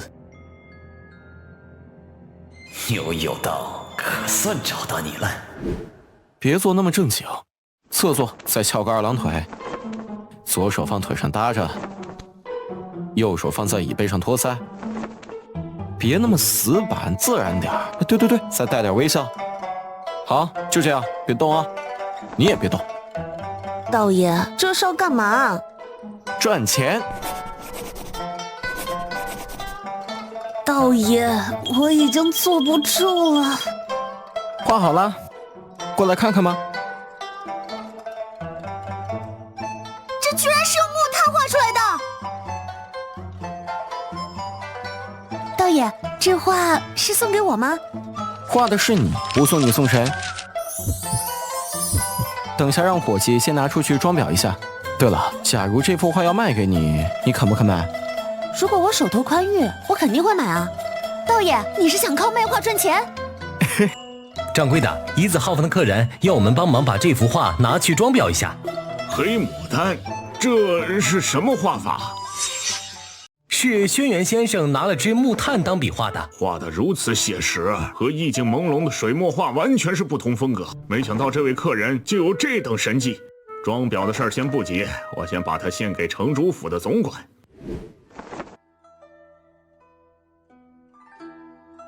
熟能生巧，你呀还是多加练习吧。轩辕先生，画已经帮您裱好了，您看看满意不满意？多谢掌柜。按理说邀月客栈不该打扰客人，但我想请轩辕先生再为人画上一幅。当然了，不让先生白画，有重谢。恐怕要让掌柜的失望了，我从不给不认识的人画画。先生有什么条件尽管提，一切都好商量。让我画倒也可以，10万金币一幅，你自己考虑吧。10万金币，容我回去问问。上钩了。总管，那人说要10万金币才肯画。小姐喜欢10万就10万，去把人家请来吧。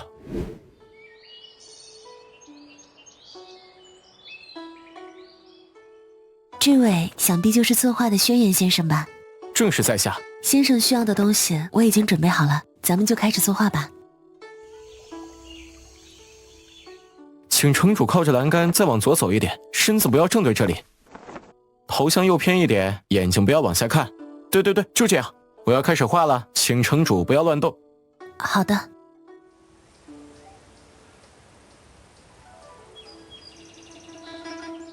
画好了。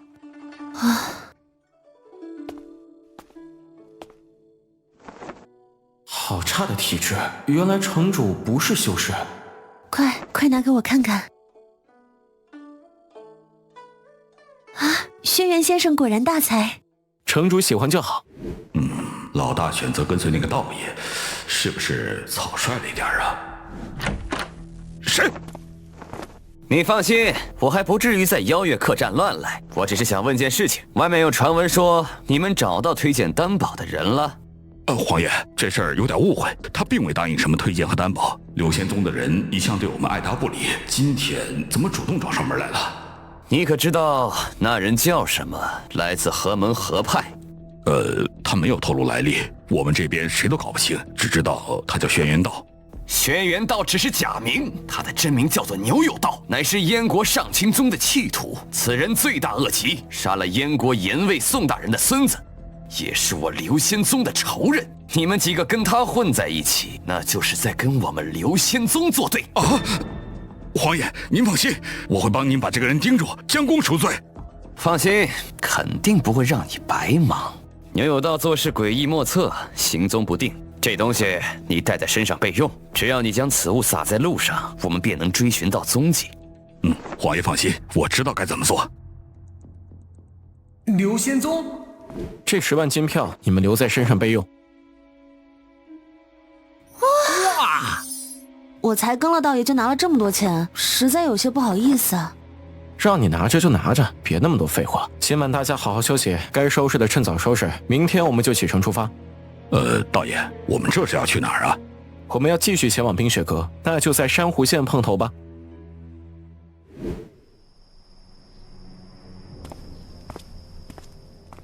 道爷这就急着要走了，这是给您退回的房费，请收好。多谢掌柜的向城主引荐了我，这些房费就当是我的一点心意吧。那就多谢了。我也多嘴提醒一句，你要小心点自己身边的人。哦，此话怎讲？我的伙计看到你的手下和刘仙宗的人走得很近。我刚想起了一件事，你们这次跟我在一起后，动静似乎闹大了点，我担心离开时会被心怀不轨的人给盯上。那道爷您的意思是？所以咱们这次就不要走大路出城了。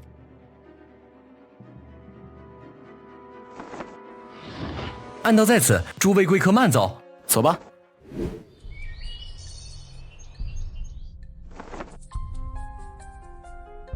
牛有道，这个狡诈的家伙！长老们已经去路上埋伏了，咱们剩下的人手不足，这可怎么办？追！雷宗康那小子肯定会给我们留下暗号，无论如何，绝对不能放过牛有道。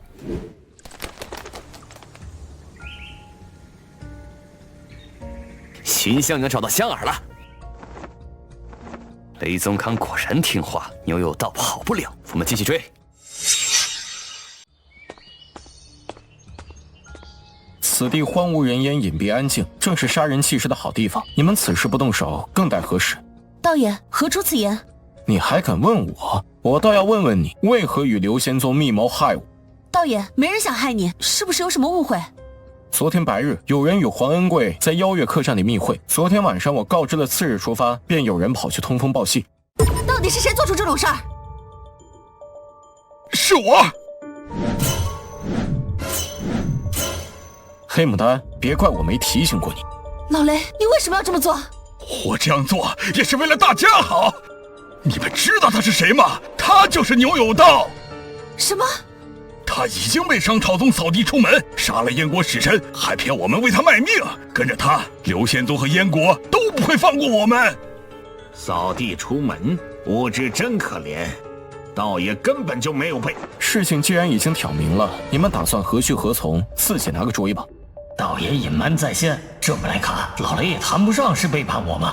这是道爷昨晚给我的金票，道爷信任咱们，咱们也不能辜负道爷。我愿意跟着道爷赌一把。你难道连大姐都不相信了吗？道爷，老雷这也是为了我们好，念他是初犯。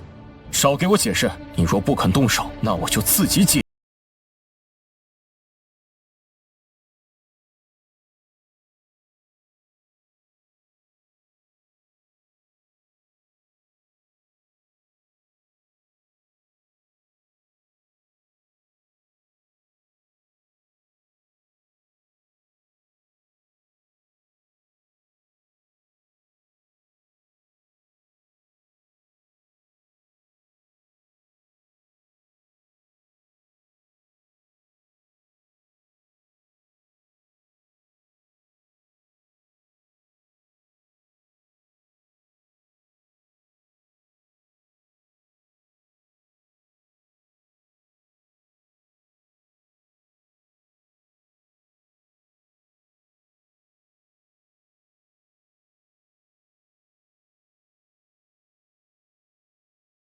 老雷，别！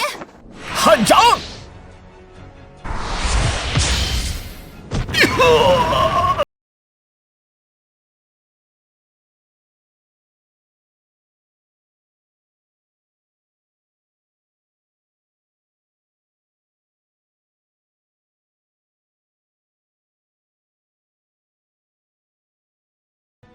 道爷，你是见过大世面的人，没必要跟我们这些小人物过不去。我们情愿奉还金票，您就行行好，放过老雷吧。雷宗康这个不知死活的东西，竟敢暗算道爷！这个仇已经结下了，不可能留下后患。我可以给他疗伤，放他走，但是你们三人的命就是我的了。把这张卖身契给签了，以后为我效命。不可！我答应。我们也答应，请道爷为老雷疗伤。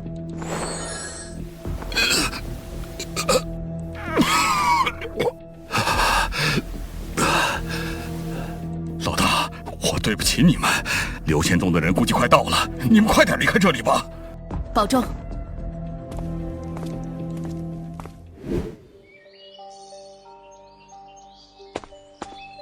怎么回事？你怎么一个人在这里？我做手脚的时候被他们发现了，幸好以前的弟兄念旧情，帮我拦了牛有道，我才得以脱身。牛有道人呢？就在江冈山林内，不知走没走。我们赶紧追上。弟兄们，大恩大德，雷某来生再报。雷松康，你这个狗胆包天的叛徒，去死吧！老雷，干得好，你还是我们的好兄弟。啊，老大！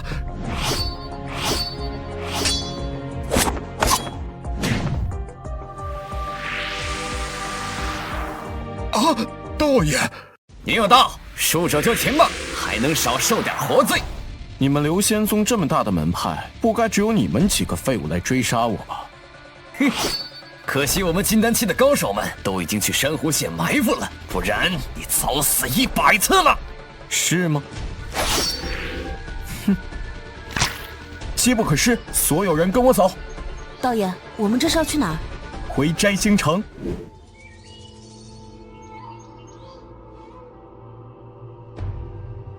刘仙宗，来而不往非礼也。道爷，刘仙宗商铺里的东西已经全部贱卖了，一共卖了120万金币。道爷，刘仙宗商铺里的东西已经全部贱卖了，一共卖了120万金币。那么多东西才120万啊！行吧，行吧，我呢喜欢交朋友，所以我不会透露是你们泄露了商铺的秘密。希望你们回到门派后也好自为之。完了，这下全完了！我干他以后就叫牛有道好了，盗贼的盗。我们一辈子提着脑袋讨生活，没赚到几个钱，道爷只干一次就抵我们不知道多少次，我真是彻底服了。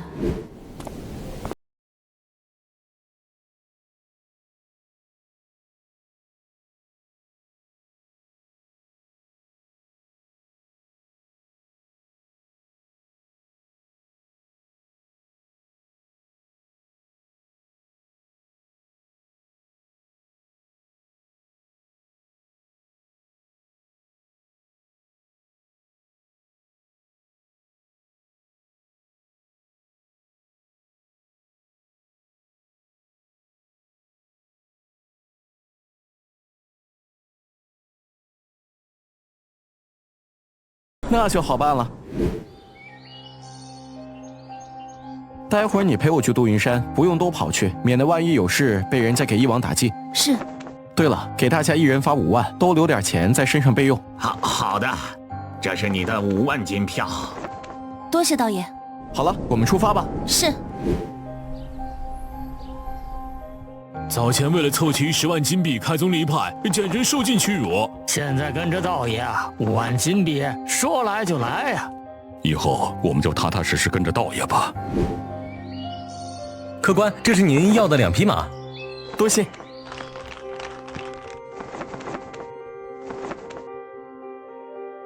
牛有道，你逃不掉的。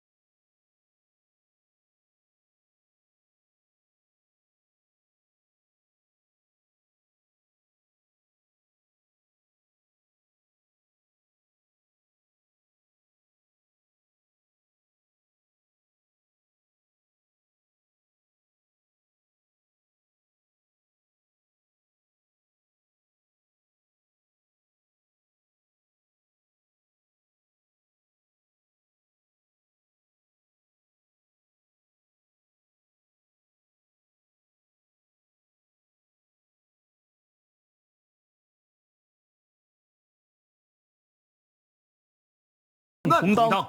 见过兄长，好兄弟。恭喜当家的，恭喜道爷。谢过各位了。老弟，难得来一次，在杜云山好好玩玩，多住点时间。小弟前几日杀了几个刘仙宗的弟子，只怕他们不会善罢甘休，我实在是不便久留。兄长的好意我心领了，咱们就此别过。贤弟，这么急就要走了？小弟还要继续赶路，无法久留。对了，小弟临别前有一个不情之请。几天前，小弟杀了刘仙宗弟子，这一路上他们对小弟颇为纠缠，能否劳烦兄长帮我把他们解决掉？好说好说，包在我身上。兄长果然是个痛快人，客气话我就不说了，小弟就此别过。杜云山可以通过了，召集大伙继续赶路吧。道爷大气，20万金票就这样没了，也不为所动。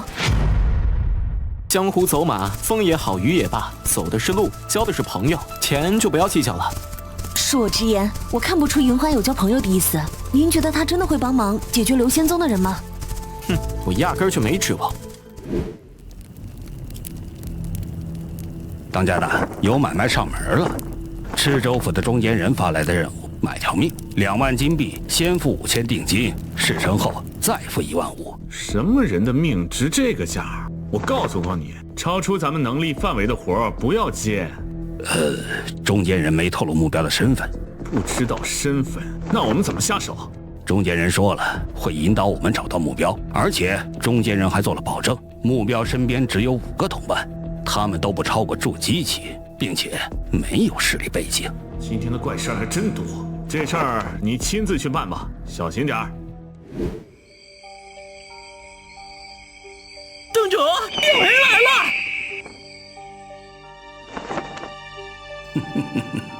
猎物入网了，没错，是他们。小的们，给我上！侯青天，你想干什么？啊，道爷，怎么是您呢？老大，这是道爷，是自己人呐。侯青天，你想杀我？这怎么可能啊！您和当家的是拜把子的兄弟，那你半路劫我作甚？不瞒道爷，山上刚好接了单买卖，有人出钱让我们赶来这里拦截。是谁雇的你？道爷，这个您就别问了，我不能告诉您。各行都有各行的规矩，坏了规矩会给杜云山惹麻烦。那不知道我这条命值多少钱？3万金币。早知道是道爷您，打死我也不敢接呀。如果你不杀我，回头怎么跟人交代？这些先拿着。既然道爷这样说了，那咱就厚颜谢过了。道爷，我不能透露对方的身份，但是我可以告诉你，您离开杜云山后没多久，就送来了劫杀的消息。多谢，回去代我向兄长问好。那我等就此告辞，道爷一路保重。我可以挑选偏僻小径赶路，最容易被人发现的地方是一站。我们原路返回。什么人敢闯我杜云山？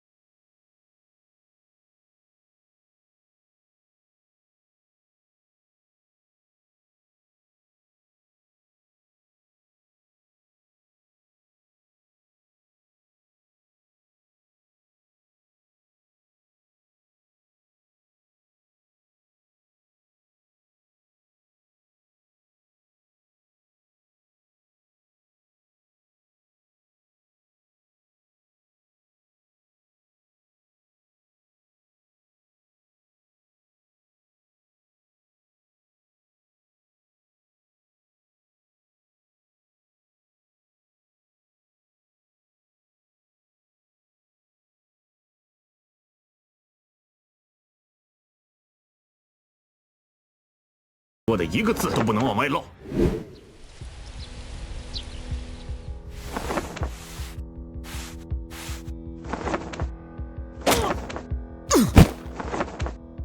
道爷，果然是他告的密。这是用刻板印制出来的，有人一次性印制了大量的画像。不想死就给我全招出来！这家伙服毒自杀了。啊！真是没想到，一个驿站里的眼线居然是死士。印制大量的画像，害死士跑到赵国境内追踪我，甚至还能花3万金币买通杜云山来暗杀我。能动用这么大力量来解决我的人，肯定是宋家，或者说是燕国朝廷。道爷花了几枚金币，从别人口中问清了，死掉的这小子名叫赵大，10几天前才刚到的驿站。段虎、吴三两、叶孙康，你们从门前岔路分3条路线出发，沿途驿站一个不许放过。打听近期有没有新来的异族，注意安全。3天后立刻返回。是。道爷，我们回来了。我们摸了70多个驿站，近期有新异族加入的驿站竟然有10来个。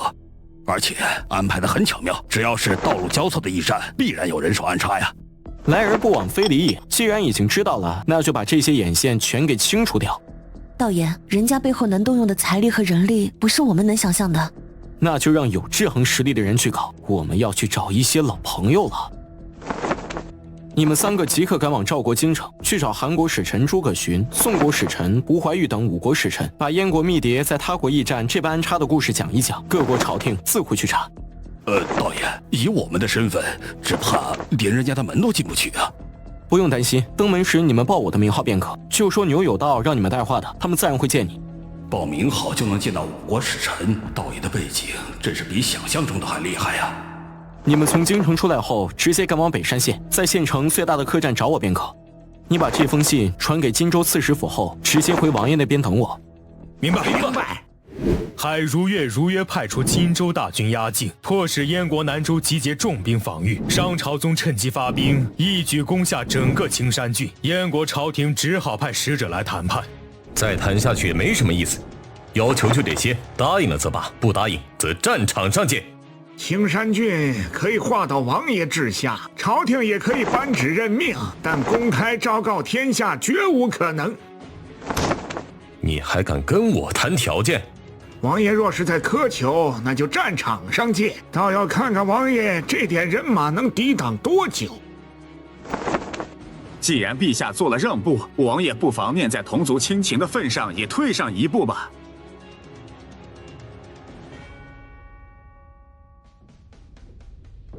王爷，有些事情最好适可而止，把大燕搞垮了，对王爷也没好处。匹夫无罪，怀璧其罪，陛下不可能一直忍让，请王爷自己掂量一下后果。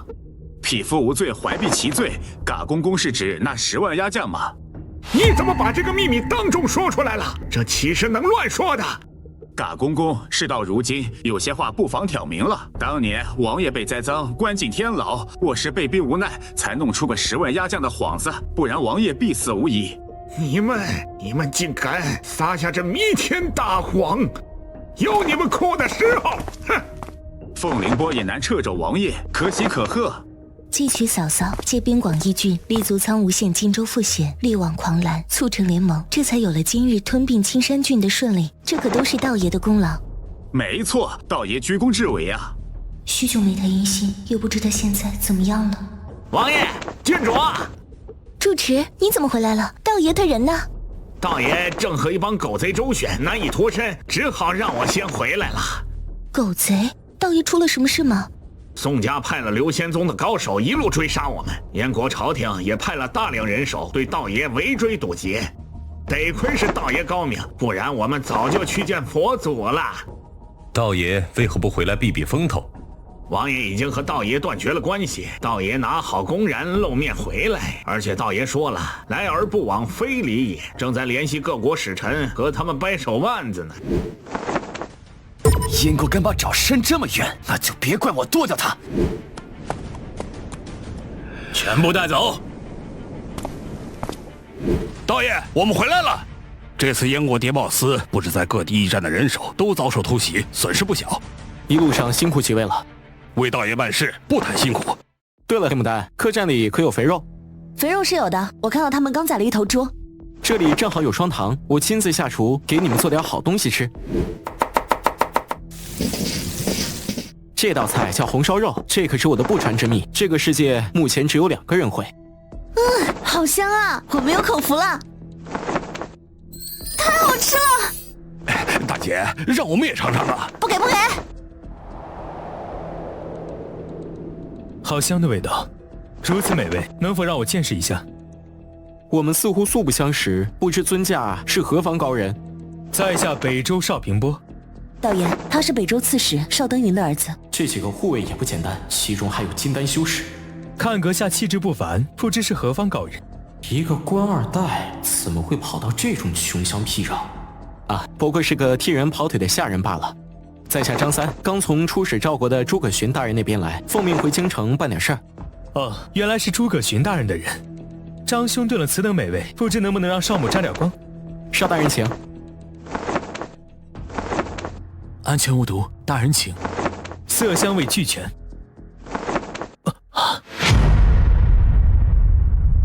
肥而不腻，鲜香无比，大家都来尝尝。好吃，你也尝尝，味道真的很特别。是你家东西吗？就全吃了。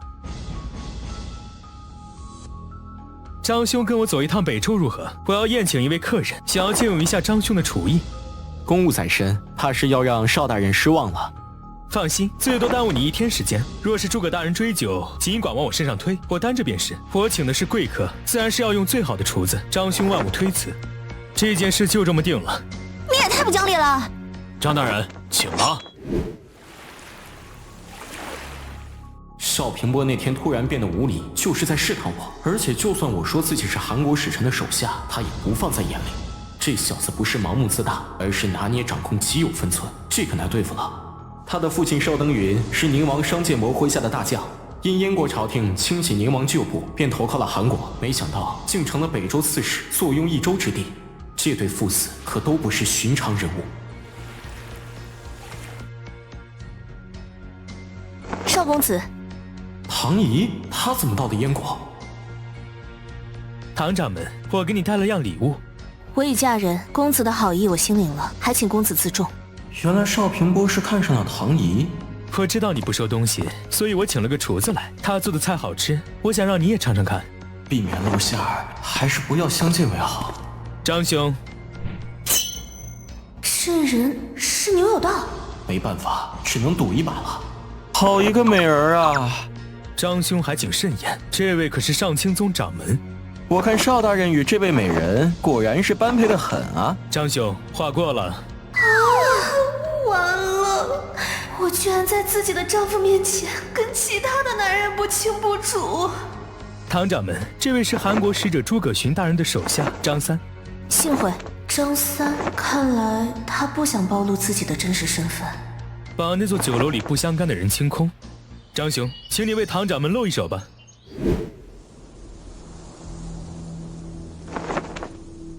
厨房禁地，麻烦回避一下。是我。下山之后你还好吧？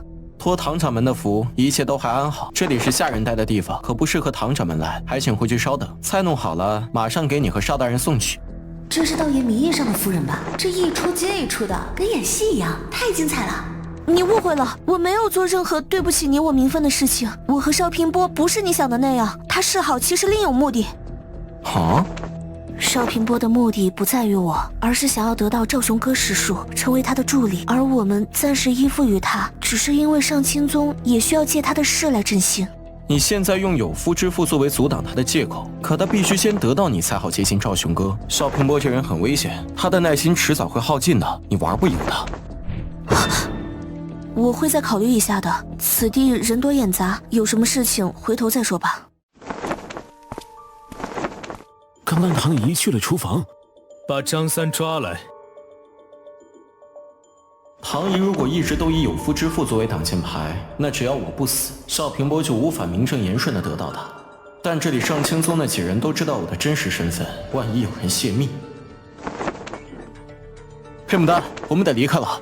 做完这顿饭，咱们不是就能离开了？你当邵平波是瞎子还是聋子呀？唐仪来这里，他的眼线肯定会发现。趁他不备，还有机会脱身。晚了的话，咱们想走都走不了。明白。明白，明白，明白。这次委屈下你们，只能从这个往江水中扔垃圾的通道离开了。还想让老子烧菜，我烧座酒楼给你们吃。记住了，那个张三一定要留活口。大公子有话要问。这怎么着火了？着火了！呀，我的酒楼啊！大公子，火势不好控制，还请远离酒楼。大公子，那可是我的全部家当啊！我一家老小都指望着他过活呀！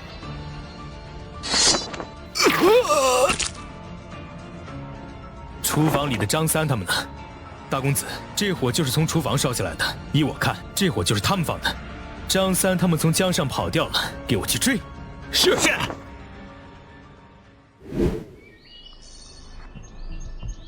道爷，我们在这里。看来他们没有追上我们。邵平波敢惹我，那我就让他吃不了兜着走。你们把我写下来的东西记牢。啊，道爷，这是北周王，那就是邵平波的父亲邵登云吧？前两句难道是在说邵登云要在北周称王，上面的韩国管不了，下面的燕国那他也没办法？可邵登云只是个傀儡，邵平波才是真正的北周王。要是传到邵登云耳朵里，他们的父子关系可就尴尬了。接下来辛苦大家把这首诗交给北周偏远县城的孩童，让他们去传唱。道爷，你这是要把邵平波往死里坑啊！北周王，北周王，一颗糖来一颗糖。拨平哨，拨平哨，金满堂来银满仓。这童谣什么时候出现的？大概是2天前。最先是在秦安县，随后几个周边县也有孩童开始传唱。立刻安排人手封杀这首童谣，绝对不能让父亲得知。明白。如果我没猜错的话，这事应该是那个火烧酒楼的张三干的。大公子，何以断定是那个张三呢？那天被烧的酒楼离秦安县很近，时间也对得上。我真是有眼无珠，居然请了一座真神来做厨子，惹怒了人家，反手就让我好看。大公子，诸葛勋手下可是根本没有叫张三的人呢。这人到底是个什么来头？码头上此人对唐仪唐突无礼，可是上千宗上下竟无一人有所反应。随后唐仪便进了厨房与他私会。张三的年纪跟唐仪的那个夫君也相仿，他应该就是牛有道。牛有道，以他的本事烧座酒楼倒也不稀奇。传信给燕京宋家，告诉他们牛有道已经来到韩国境内。是。此人小小年纪便有这般本事，假以时日必成大患，绝对留不得。我们宋家近来略显失势，这帮修士便走的走，散的散，不见还留在宋家的法师，除了刘贤宗弟子，就只剩你一人了。老大人言重了，师兄在世的时候待我不薄，做人不能忘恩负义。没想到延青在世时还交到了一个真心朋友。从今天开始，你便不是外人。谢过老大人，我倒是也想走啊，可那牛有道非让我留在这里。老爷，北周送了封信来。哦，牛有道居然跑到了韩国，告诉刘贤宗，立即去韩国诛杀牛有道。这可大大不妙啊！我得赶紧把这个消息传出去。哎，王爷怎么受伤了10万鸭酱是假的那回事被我嫂知道了，她发现我哥根本就是在骗婚，忍不住怒火就把我哥打了。之后嫂子便直接带了一批人马回广义郡娘家去了。让他走，这个泼妇永远别想回来。哥，这事情哪个女人都会生气的，就先让嫂子回家消消气，再派人请她回来。王爷接到了京城6号密报，道爷行踪暴露，宋九迷已经联系刘宪宗的人赶往韩国，去对道爷下杀手。道爷有危险，我们不能不管。可是道爷行踪莫测，我们该怎么向他示警呢？不如写信请袁大人相助，他肯定能寻得道爷的踪迹。好，我这就派人送信去荆州，请他前往韩国相助道爷。道爷应该不在韩国了。道爷既然答应了海如月去赤阳诸国，他便不会食言。此刻道爷应该在前往大雪山冰雪阁的途中。走了几天的雪路，今天怎么也得吃顿好的。这次的红烧肉总不会再惹出麻烦了吧？好香啊！议长，他们吃的，给我们公子也来一份。贵人，实在抱歉，小站没这手艺，这是旁边桌的客人自己做的。你是不是怕我们给不起钱？这位大姐，你就别为难议长了，他们的确做不了。我们吃的东西乃是独门秘方，全天下尝过的人也是屈指可数。全天下也没几人尝过，这东西好吃吗？不好说，个人的口味不同。不过你可以尝尝。还以为这小子是个娘娘腔，没想到是个女扮男装的小姑娘。这里面有你们的口水，脏死了，我才不尝。帮我们也做一份吧，放心，我们会掏钱的。给钱那就好说了，不过就是价钱有点贵，怕你出不起。说吧，多少钱？不多，也就100万金票。100万？你抢钱呢？你没有100万是吧？我有。我这个人不喜欢惹麻烦，多一事不如少一事。拿去，别打扰我们吃东西。这真的是100万金票呢？100万就100万，今天我非要你下厨做菜不可了。我这乌鸦嘴，算什么算？金票拿来。小姐，咱们身上没带这么多钱。本公子身上没带那么多现金，先欠着行不行？改天一定还你。行啊，我去给你拿笔墨纸砚，现在就把欠据写上。哟，没钱那么大口气干嘛？我们公子年轻不懂事，大家也无怨无仇，这事儿就此打住，如何？行，这事儿就让他过去吧。走的是路，交的是朋友，这盘肉我请客了。啊，那可真是太好了。要吃你们吃，我才不吃这破东西。哎，我家公子其实本性不坏，只是嘴硬心软，如有得罪，还望见谅。没事没事，多谢公子，妾身陪娘子，还不知公子尊姓大名？在下轩辕道，一个四处游逛的散修罢了。出手如此阔绰，轩辕公子可不像是一般的散修。你家的那位公子也不像男人啊。小姐被家里宠坏了，不通世事，家里让她出来见见世面。听说冰雪阁神奇壮阔，便要我们带她来看看。真是巧了，我也要往冰雪阁去。既然顺路，大家一起同行如何？不过我可没办法一直堵住小姐的嘴，只要轩辕公子受得了，我没意见。区区小事不足为虑，我当没有听见好了。